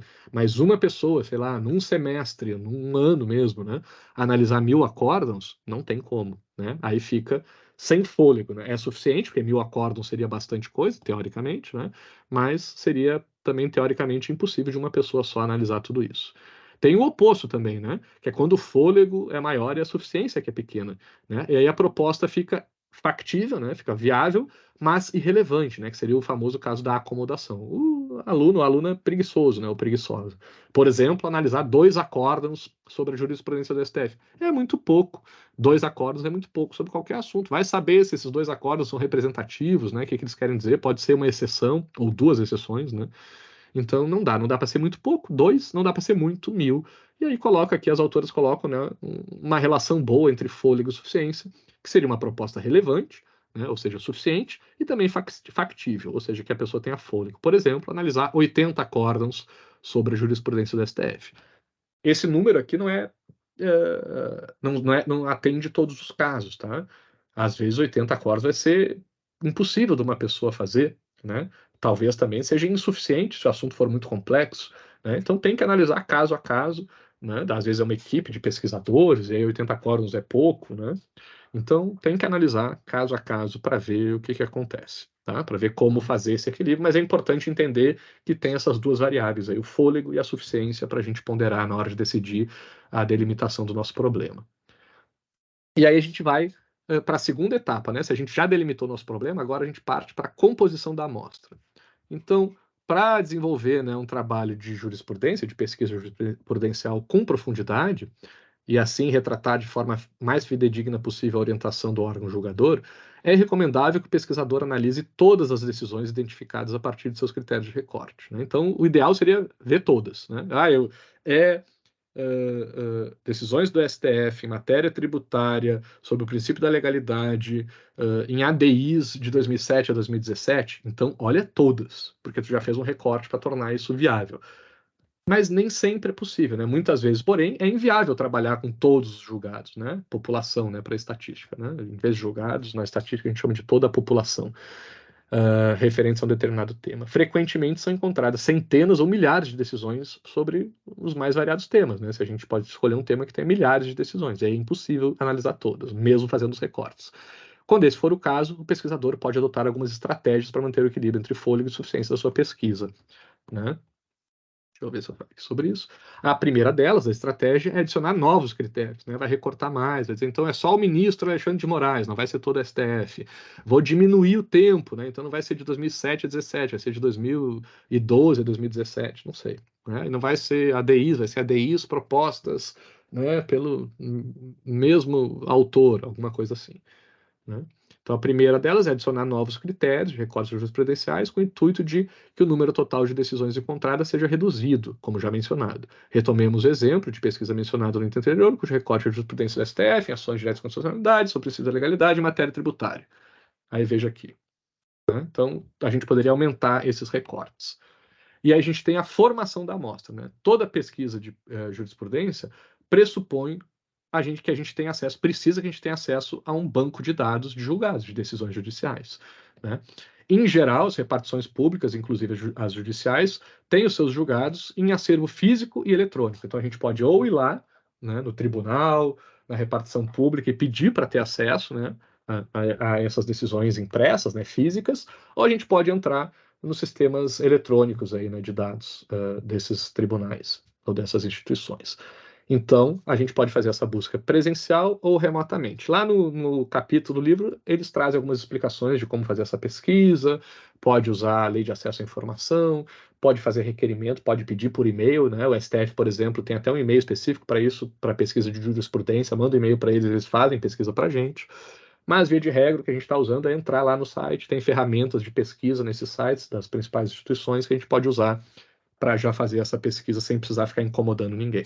Tá? E depois, por último, manda e-mail pedindo, é bom sempre complementar com esse pedido, mas também reduzir ao máximo o uso lá da lei de acesso à informação para não sobrecarregar os agentes públicos aí com muitos pedidos desnecessários. Né? E aí aqui um exemplo, né, que as autoras fizeram para vocês terem uma ideia de como esses recortes se traduzem em números. Né? Se a gente botar lá no STF, né, uma pesquisa do STF sobre direito tributário, vão aparecer, ou na época delas, lá em 2019, né, iriam aparecer 8.900, quase 9.000 acórdãos. Então é impossível de analisar. E se eu botar direito tributário e legalidade, aí reduz para 294 acórdãos. Opa, já melhorou bastante. E se eu coloco direito tributário e legalidade de 2007 a 2017, já diminui para 166 acórdãos. Né? E se eu coloco direito tributário e legalidade de 2000 a 2010, aqui eles mudaram a data, e boto mais ADI. Não sei se foi por querer ou se erraram aqui nessa data. Aí diminui para 40 acórdãos. Então, quando a gente vai recortando, o objetivo desse recorte de pesquisa é isso, é reduzir a quantidade de acórdãos que a gente tem que analisar para chegar num número que seja viável da gente analisar todos. Né?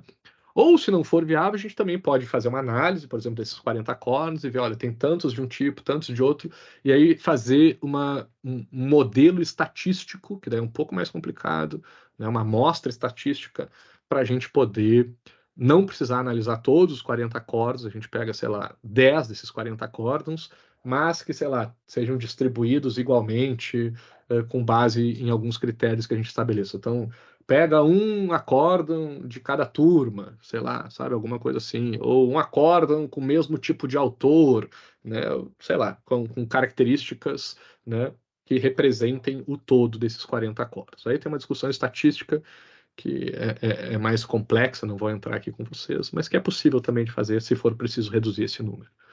Tá? Variáveis de pesquisa, é importante que também vocês entendam isso, né?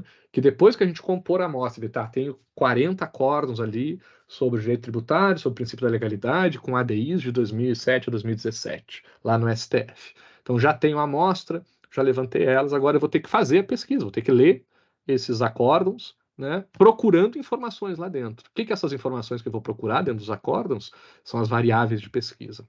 Então, após a composição da amostra, o pesquisador passa à fase de leitura e análise dos julgados, né? No caso ali dos acórdãos.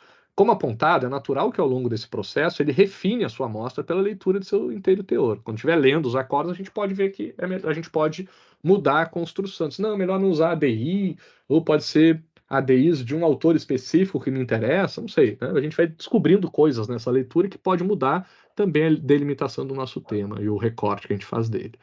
Por outro lado, alguns julgados selecionados podem não se relacionar diretamente com o escopo do projeto, em razão pela qual deverão ser excluídos. Né? A gente vê, opa, esse aqui apareceu nos meus 40 acórdãos, mas não tem nada a ver com o que eu quero fazer na minha pesquisa. Então, não vou ler ele e vou excluir ele, vou eliminar eles.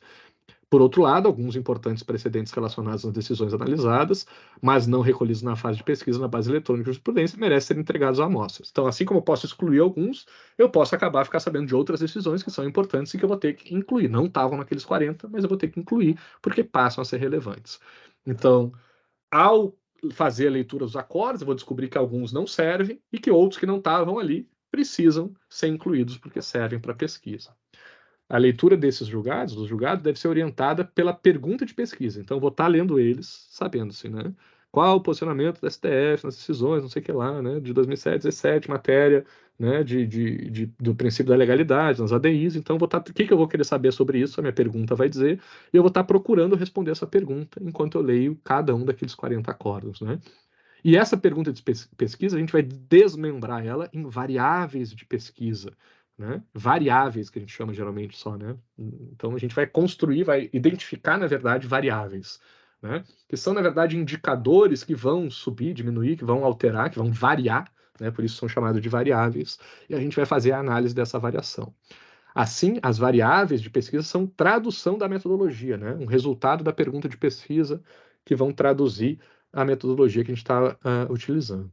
Ao lidar com as variáveis de pesquisa, o grande desafio lançado é criar categorias que sejam suficientes e adequadas para a análise proposta, sem que sejam simples ou complexas demais, a ponto de inviabilizar conclusões relevantes de pesquisa.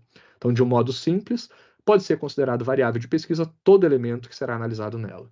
Então, variável, apesar desse nome, né, ou categorias, falando de um jeito mais simples, né, variáveis, ou essas categorias que a gente vai. Tem gente que chama de categorias analíticas, né? Geralmente categorias analíticas são algo maior ainda. A gente pega a pergunta de pesquisa, divide em categorias analíticas e depois divide essas categorias analíticas em variáveis, né? E aí nessas variáveis a gente procura indicadores para tentar fazer a comparação desses indicadores.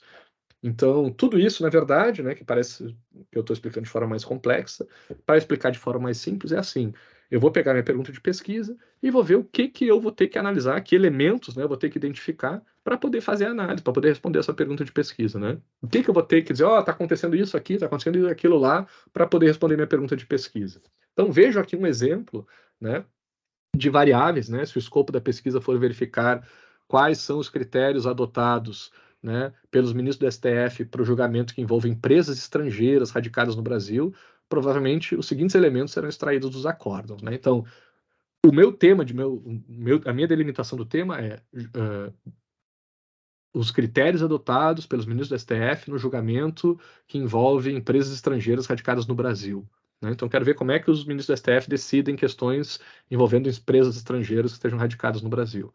Então, provavelmente, as minhas variáveis vão incluir as partes envolvidas, né, para saber se é uma empresa estrangeira, nacional, a data do julgamento, para saber quando é que está acontecendo ou não, o resultado do julgamento, se foi favorável ou desfavorável às empresas, né, as citações, né, de normas, né, dentro dos votos que estão sendo analisados, quais são, né, para saber quais são os critérios, né, vou saber quais são as normas que estão sendo utilizadas como fundamento, a citação dos precedentes também nos votos, citação de princípios, né, nos votos, citação de doutrina, e tudo isso aqui, ó, estou analisando tal decisão, ó, apareceu uma norma, então coloco, nessa decisão apareceu tal norma. Ó, citou tal precedente, tal julgado, cita tal julgado. Ah, citou o princípio da legalidade, bota o princípio da legalidade. Citou o Eli Lopes Meireles, olha, doutrinador aqui sendo citado, falando tal coisa, né? E também posso criar categorias aqui relacionadas às linhas argumentativas, né? Então ali tem a ver com uma pergunta que a gente já tinha falado, estão usando tais argumentos ou outros argumentos, aí eu vou criando categorias que vão ser essas variáveis. Eu vou ver, olha, nessa decisão aqui, então, o ministro citou tal norma, tal precedente, tal princípio. E na outra, também apareceu essa norma, esse precedente, esse princípio, né? Aí eu vou podendo criar essas variáveis, vai ser essas variáveis que eu vou comparar. Vou ver, olha, em tantas decisões apareceu a norma tal. Em outra quantidade X de decisões apareceu tal julgado, que está sempre aparecendo aqui. Tem o tal do princípio do não sei o que lá, que está sempre aparecendo. O Eli Lopes Meireles está aparecendo em todos aqui. É uma doutrina, um doutrinador que está sempre aparecendo. Então a gente vai, né, construindo essas variáveis para poder comparar, em vez de ficar botando 200 páginas de uma decisão de um lado, 100 páginas do outro, e dizer, ó, lê tudo e compara para o nosso leitor, a gente vai resumir, vai reduzir, né? Vai simplificar essas decisões nessas variáveis para comparar só essas variáveis, em vez de comparar 200 páginas. Então, o trabalho do pesquisador, da pesquisadora aqui, vai ser ler esses acórdãos e transformar esses acórdãos nesses indicadores, né? Nesses números, nessas quantidades. Olha, teve citação de tal norma, não teve, teve citação de tal precedente, né? O resultado foi favorável, tais partes foram envolvidas. E assim a gente vai formando uma tabelinha, né? Pode usar o Excel, sei lá, outras ferramentas aí de análise de dados, né, para poder fazer essa comparação entre os nossos julgados. Isso aqui depois eu pretendo, com vocês, quando a gente chegar nessa etapa, ir desenvolvendo, a gente montar, eu quero que a gente monte uma estrutura geral que a gente vá pegando esses dados aí, né, e construindo uma base de dados geral que possa ser reaproveitado. Quando um aluno estuda um acórdão, né, já coloca essas variáveis ali nessa tabela geral, pelo menos as informações mais básicas vão poder ser reaproveitadas, né, por outros estudos. E agora, por último, né, a apresentação dos resultados da pesquisa. Deixa eu ver nosso tempo aqui, está 1h30 quase. Né? Então, após a leitura e análise dos julgados, né, da amostra, o pesquisador vai ser capaz de alcançar os resultados de pesquisa, né, que dialogam diretamente com o problema colocado e ajudam a compreender o fenômeno investigado. Esses resultados precisam ser transmitidos do modo mais claro, objetivo e instigante possível. Tem que, né, atrair, tem que fazer as pessoas quererem ler o nosso trabalho. Um conjunto de decisões bem identificado permite que o aluno constate relevantes tendências do órgão julgador, alcance conclusões úteis aos debates teóricos e trace um panorama sobre a prática do instituto jurídico analisado. Então, olha, se a gente fizer isso bem construído, é isso que eu estou querendo dizer para vocês aqui esse tempo todo. Seguir esse roteiro aqui, que esse capítulo das autoras nos traz, cara, é muito difícil da gente não construir resultados muito, muito, muito, muito, muito interessantes para o direito. Sério mesmo, assim, é muito difícil disso aqui não gerar resultado interessante se a gente seguir esse roteiro. Né? A realização da pesquisa pressupõe um trabalho com dados, que no caso das pesquisas de jurisprudência, apresentam-se sob forma de decisões, votos ou acórdãos. Durante o processo de pesquisa, esses dados passam por diversos tratamentos, que é isso que eu falei para vocês. A gente vai lendo o acórdão e vai transformando nessa planilha, de modo a refinar a informação até se tornar material de análise. Né? Não tem como analisar um PDF de 200 páginas, né? Com outro de 200, de 100, alguma coisa assim. Então a gente vai transformando nesses números, nesses dados mais refinados que a gente possa analisar. Esse processo envolve tarefas de filtragem, seleção de julgados, classificação, isolamento de trechos, identificação de posicionamentos, etc. Tudo isso se desenvolve numa constante atividade de aperfeiçoamento, em que os dados obtidos retroalimentam o método de pesquisa, ou seja, conforme a gente vai obtendo esses dados, às vezes a gente tem que voltar lá na pergunta de pesquisa, no recorte do nosso tema, né, na definição da nossa amostra, né, para poder ir uma coisa ajustando a outra. Então tem um trabalho, uma complexidade bem interessante aí, né, bem considerável nesse processo, né? Não é uma coisa, já delimitei meu tema, já tenho minha pergunta, já construí minha amostra, agora não mexo mais nisso. É um trabalho que está em constante evolução, a gente está sempre voltando para as etapas iniciais para fazer ainda alguns ajustes, tá? Ao final, nota-se a transformação de um dado bruto, né, lá os PDFs dos acórdãos, né, tal qual extraído dos repositórios de jurisprudência, como estão lá no site lá do STF, em um dado reduzido pronto para ser analisado. Uma planilha do Excel com os dados lá tabulados, que a gente chama, né, que estão botados numa tabela, que a gente consegue analisar. Uma boa pesquisa de jurisprudência vai ser aquela que apresenta um interessante raciocínio a respeito do material coletado. É isso que é interessante entender. Isso é análise crítica.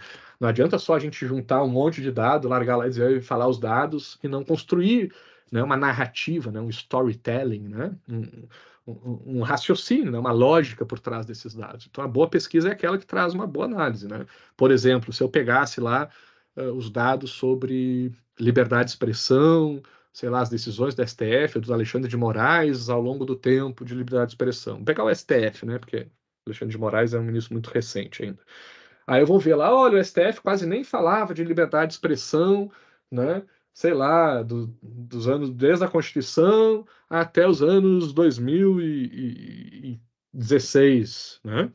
E 2015, por aí. A gente vai ver que daí lá, com, né, a queda do governo, e aí começa 16, 17, isso começa a aparecer, mas a partir de 18 e 19, isso bomba, e 20, 21, 22, 23, é um assunto super relevante, né, quantitativamente falando, dentro do STF. Aí eu só tenho esses dados. E aí o que isso quer dizer? Não sei. Né? Então, só os dados não significam muita coisa. Agora, pegar isso e dizer, olha, então, analisando, né, o que esses dados nos dizem, eu posso concluir, então, que seria meio que a minha hipótese inicial, né? Então, eu posso, né, supor, né, que por causa, sei lá, né, da eleição do Bolsonaro, do crescimento do Bolsonaro, que tem como uma de suas pautas, né, a questão da liberdade de expressão, dos valores que ele defende, a questão da liberdade, né, e todo um movimento, toda uma corrente ideológica alinhada ao Bolsonaro, que também defende isso, né, uma questão no mundo todo, sei lá, o Monarca aqui no Brasil falando isso, o Joe Rogan lá nos Estados Unidos com o podcast falando disso, o Trump, sei lá, no mundo todo essa questão vem crescendo nos últimos anos, então vou identificar que nesses últimos anos cresceram os processos envolvendo questões relacionadas à liberdade de expressão, porque esse é um tema que a sociedade está trazendo à tona, está discutindo mais, entendeu? Então a gente consegue fazer essa conexão do direito com uma sociologia, com uma ciência política, alguma coisa assim, né? Ou, se for o caso, com uma economia, com história, dependendo do caso, né? Para poder construir esse raciocínio, né? Essa narrativa, esse storytelling aí por trás do nosso trabalho, que é o que vai transformar a nossa pesquisa numa boa pesquisa de jurisprudência, né? E para terminar, a última coisa é que a escolha pela elaboração de uma pesquisa quantitativa ou qualitativa de jurisprudência traz consequências para a forma de apresentação desses resultados, né, que foram obtidos no estudo. Então, resumindo aqui, nos estudos quantitativos, né, o aluno ou a aluna terá que discriminar na metodologia os métodos de agrupamento de dados, né, se for o caso, as ferramentas estatísticas adotadas.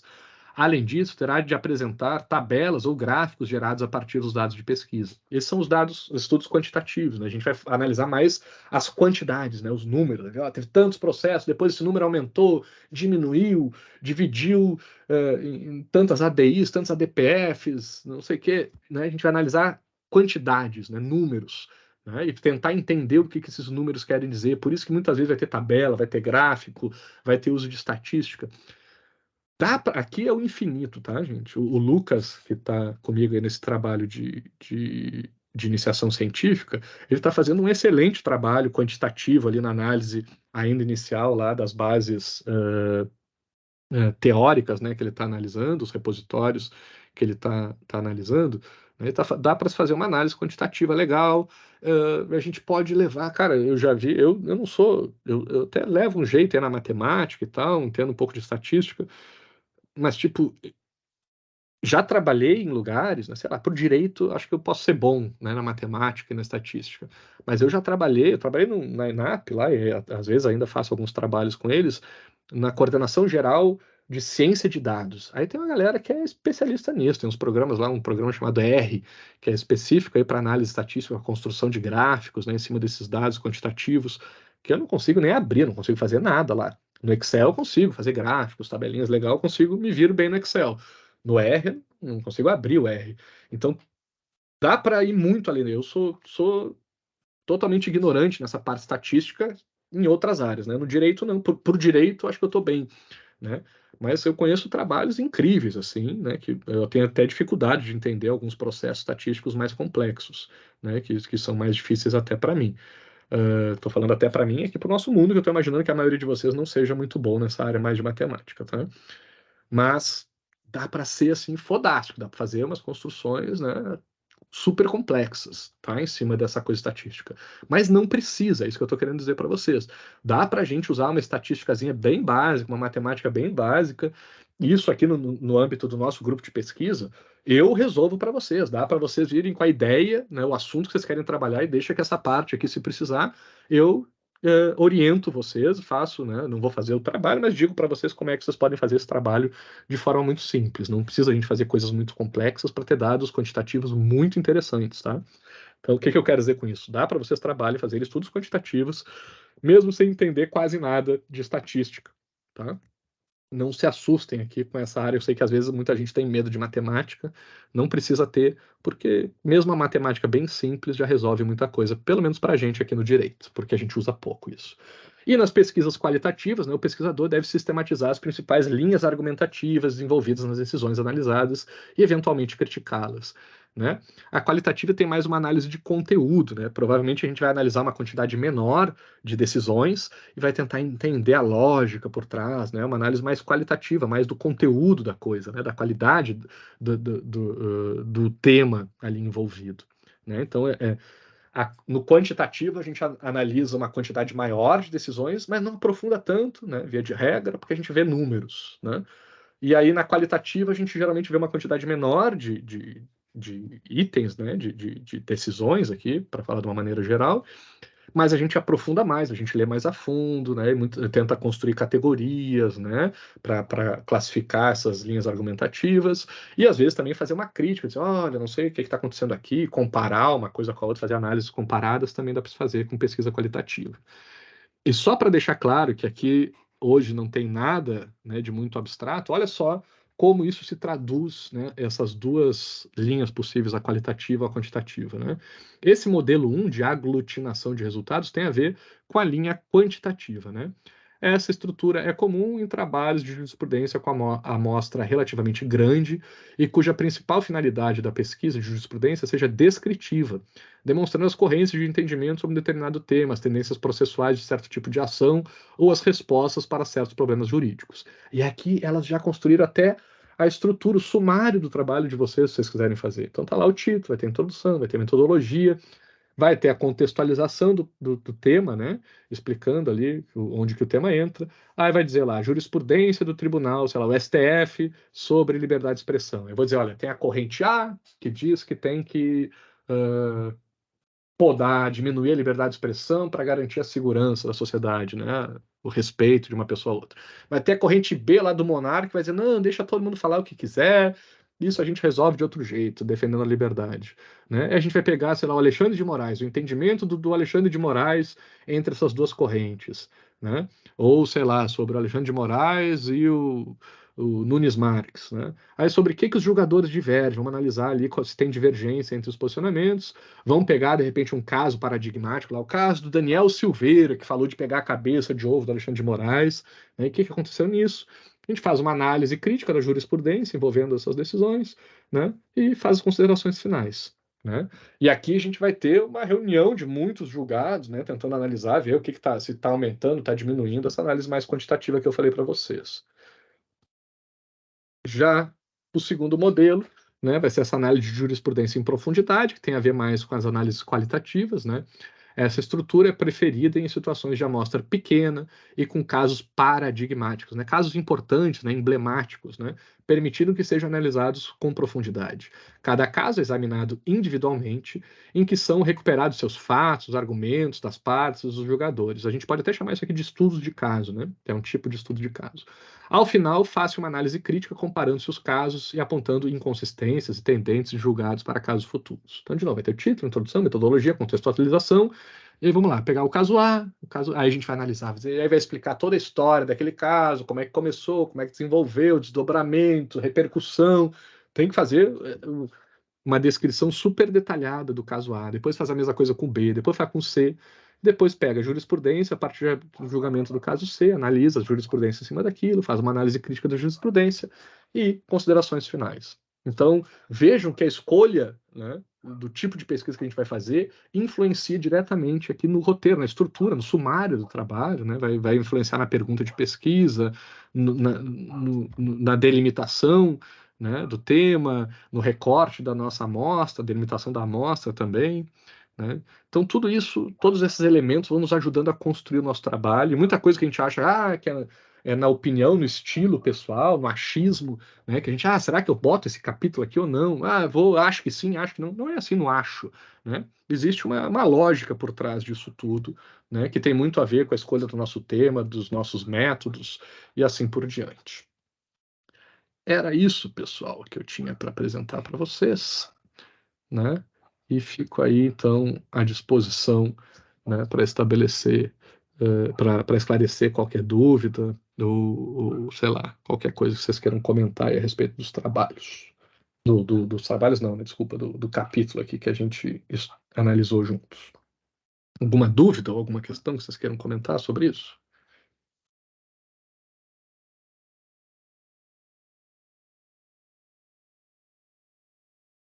Nada? Não, não. Tudo bem, Jaqueline? Bem-vindo. Tudo bem, professor. Bacana. Deixa eu mostrar então para vocês aqui, ó, o que eu tinha falado para vocês, ó, lá no site da Sociedade Brasileira de Direito Público, tem aqui, depois eu posso passar para vocês, que é sbdp.org.br, jurisdição. Aí tem aqui monografias em jurisdição constitucional.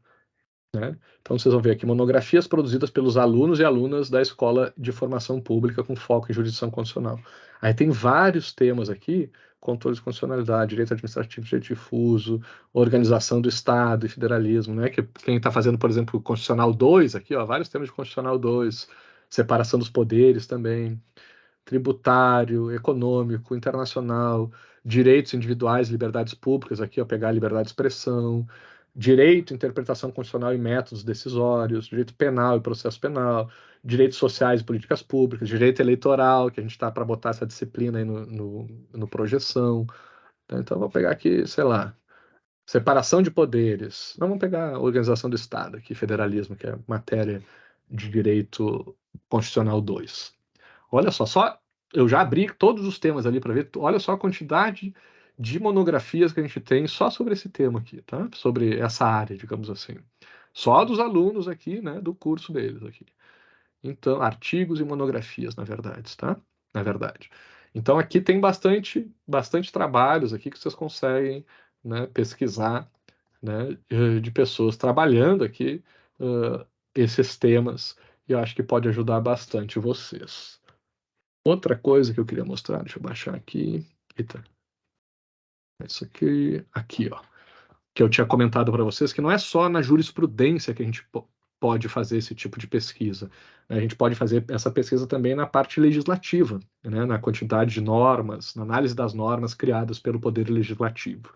E aí tem esse site que eu diretamente eu já fiz algumas coisinhas pequenas aqui quando estava sendo desenvolvido, contribuí de algumas formas, até escrevi, tinha um capítulo aqui que eu acho que tiraram, deixa eu ver se ainda tem aqui. Eu acho que não faz mais, porque o assunto depois foi retirado. Transferência, análise, acho que não tá mais aqui. Evidências, não. Tá, mas tem várias coisas aqui, são dados, né, informações do governo, tá? Infogov é um site com informações do governo, com dados para ajudar a gente a fazer pesquisas, e um deles é esse REG-BR, Análise Regulatória no Brasil. Então, por exemplo, aqui, deixa eu só tirar um negócio aqui. A gente tem gráficos de quantidade de normas editadas por ano.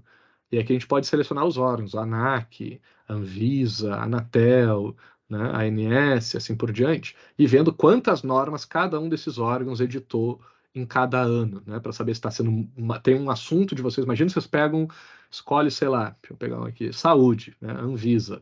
Olha só, vocês vão ver que lá na Anvisa, no ano de 2018, teve muitas normas ali sendo editadas, né, em comparação com os anos anteriores. Entre 2010 e 2018 teve um fluxo de crescimento. Né? Dá para a gente fazer várias análises. Dá para aqui escolher por agência reguladora, dá para selecionar quais que a gente quer ver, tipo de ato, instrução normativa, portaria, resolução, súmula, né, a situação deles, se estão arquivados, em vigência, inconstitucional, prejudicado, redidado, revogado, tudo isso. Vai selecionando e vai vendo cada uma dessas situações, tá? A plataforma aqui já monta os gráficos para vocês. Vocês conseguem baixar os gráficos já para o trabalho de vocês, o gráfico já vem pronto. Vocês conseguem compartilhar com alguém, se quiserem aumentar aqui para ver em tela grande, já fica melhor, tá? Isso com relação ao fluxo regulatório, tá? Mas vocês tem uma outra área ali relacionada a métricas que vocês também podem pegar esses normativos e analisarem, por exemplo, por popularidade. Aí vocês chegam aqui e vão ver ó, a popularidade média dos 15 atos normativos mais populares com base nos dados do Google Trends, tá? Então vocês vão ver lá que a Lei 13.982 é a lei mais popular, né? Tem relacionado ao auxílio emergencial, né? Teve 62% aqui de popularidade. Depois o Estatuto de Micro e Pequenas Empresas, depois a reforma trabalhista, e assim vocês vão vendo quais são os assuntos que mais estão sendo pesquisados no Google, tá? Ou vocês podem ver também os assuntos mais pesquisados no Diário Oficial da União, né? Vocês vão ver que daí, em primeiro lugar, está a 8666, né? Licitações e contratos. Depois, a Lei Orgânica do Tribunal de Contas da União, Regime Jurídico de Servidores Públicos e Civis. E assim vocês vão vendo quais são as mais pesquisadas. E aqui tem a popularidade média dos atos normativos, que apresentam a mínima uma busca no Google Trends. Aí tem todos aqui, vocês vão ver aqui. Deixa eu ver se eu consigo baixar aqui, peraí. Aí isso aqui vai baixando. A gente vai aumentar. Ah, não, peraí que eu aumentei aqui. Só queria baixar. Como é que eu faço isso aqui? Aqui, ó. E aí vocês vão vendo aqui uma quantidade enorme de normas, né, que tem esse tipo. Só para analisar a popularidade. Aí vocês podem voltar aqui e ver por restritividade, né? Eles montaram aqui uma fórmula aqui, ó, para calcular a restritividade de uma norma. Então, deixa eu selecionar aqui agricultura, pecuária. Vamos pegar aqui uma área para a gente aqui que seja interessante. Cadê? Ué, tá, só agricultura, então, por exemplo, tá? Aí vocês vão ver que, porque é uma análise dos termos, se eu não me engano, né? Eles pegaram alguns termos, sei lá, proibido, né? Alguma coisa assim, para ver o que que é termos que indicam restrição, né, na norma. Então vai ver que tinha poucos termos restritivos nas normas, lá nos anos 60, 70, 80, aí isso vai aumentando, aí chega aqui a partir de 2015, aumenta muito isso, aqui, ó, 2016, a gente tem, né, 21, a métrica deles, né, sobe para 21, quantidade de termos restritivos, né, por norma. Então aumentou a restritividade das normas, depois cai, depois dá uma subida de novo. Então dá para a gente fazer essa análise sobre a restritividade, né, em áreas. Eu não sei porque eu não estou conseguindo baixar aqui, mas tem mais áreas aqui. Ué, só está aparecendo. Tinham outros aqui que eu tinha visto, até tinha educação antes, não sei porque que não está abrindo. Dá para ver influência nos setores da economia, né? Então, como que a quantidade de atos normativos relevantes para cada setor da economia, então artes, né, o principal aqui, qual é? Vamos ver. Serviços financeiros e seguros. Né? Depois a gente tem aqui educação, né, indústria da transformação, saúde, administração pública, né, e assim por diante. A gente vê quantos que são leis, né, quantos que são termos, dá para comparar. Então, muito importante, muito bacana os dados que tem aqui. Para o ano de 2021, aqui tem alguns outros mais abertos. E o último é a complexidade linguística, também é outra coisa. Dá para a gente estudar, por exemplo, a linguagem jurídica, né? Aí aqui é outra forma, olha só a forma dos caras aqui, nem me pergunta o que é isso que eles fizeram, mas para ver se usam termos muito difíceis, né? Ou mais simples aqui, também com as mesmas áreas ali para a gente escolher. Vamos pegar aqui educação, né? Então tem aqui algumas medidas, aí tem que ler depois para entender o que é isso: entropia, mediana, tempo de segurança e condicional. Mas está tentando ver o quão complexas são a linguagem utilizada em cada setor da economia por ano. Tá? Então são análise das leis, né, que a gente também pode fazer usando dados, né, que vão, me parece aqui, trazer uma possibilidade de resultados muito interessantes para estudos dentro da área do direito. Não precisa ser só na área de jurisprudência, apesar de que a jurisprudência, né, é uma das mais importantes. Eu acho isso, que o direito não está só no judiciário, né? Eu tenho essa ideia assim de que o legislativo, né, faz parte do direito, né? Afinal, né, mesmo uma perspectiva mais positivista, né, o Kelsen lá, que é o Seniana, né, de que o direito é só o que o Estado produz, são só as normas, não precisa se preocupar com moral, com ética, com sociedade. Mesmo assim, né, o processo legislativo é tipicamente um processo jurídico, né, do direito. Então, acho que a gente. E sabe quem é que estuda isso? Geralmente, o pessoal lá da ciência política, né? Eles entendem bastante desses dados, dessas análises estatísticas, quantitativas e tal, qualitativas também. Mas eu acho que isso é uma coisa, um tema que dá para a gente pegar para a gente, né? Ou dividir com eles, né? Mas a gente se apropriar um pouco disso também, né? A gente, dentro do direito, falar mais sobre a criação das leis, a complexidade das leis, a dinâmica, né, da utilização dessas leis, a restritividade das leis, a popularidade de leis, né, como a gente viu ali, dados interessantes sobre esses temas. Eu acho que vocês podem ir pensando sobre isso se vocês não se interessam em pesquisar sobre esses temas. Já tive muitos orientandos e orientandas que escolheram no seu TCC falar sobre projetos de lei, né, ou podem falar sobre as próprias leis aprovadas, já aprovadas aqui, né, que dão bons temas de pesquisa, tá? Não só decisões judiciais, mas também processo legislativo, também é um tema importante para a gente aqui no direito. Mais alguma dúvida, pessoal? Mais alguma questão? Eu tenho que ir embora, que hoje tem jogo do meu Grêmio, tal de Flamengo, não sei se vocês já ouviram falar. Então tá. O clima tá tenso, o professor Rodrigo, ainda bem que saiu daqui, porque senão vai que a gente começasse a falar de futebol, é da briga.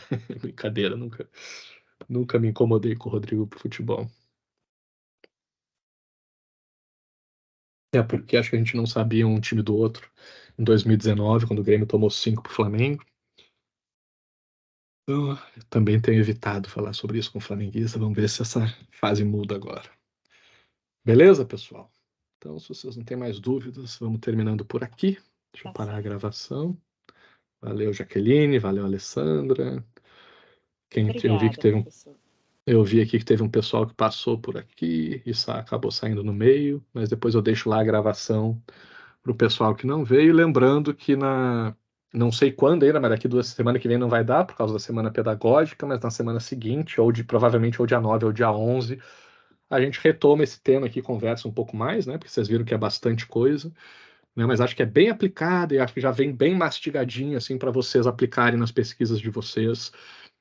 E aí vejam que tipo sobra para vocês meio que o trabalho de escolher um assunto que vocês gostem, né? Escolham um assunto que vocês gostem, que meio que o resto aí, as etapas seguintes já estão bem explicadinhas, bem organizadas aqui sobre como definir o tema, como definir a pergunta de pesquisa, como definir metodologia de pesquisa e estruturação, né, da dissertação, do artigo, coisa assim, já vem meio que por inércia, né? Já vai como resultado dessas escolhas iniciais.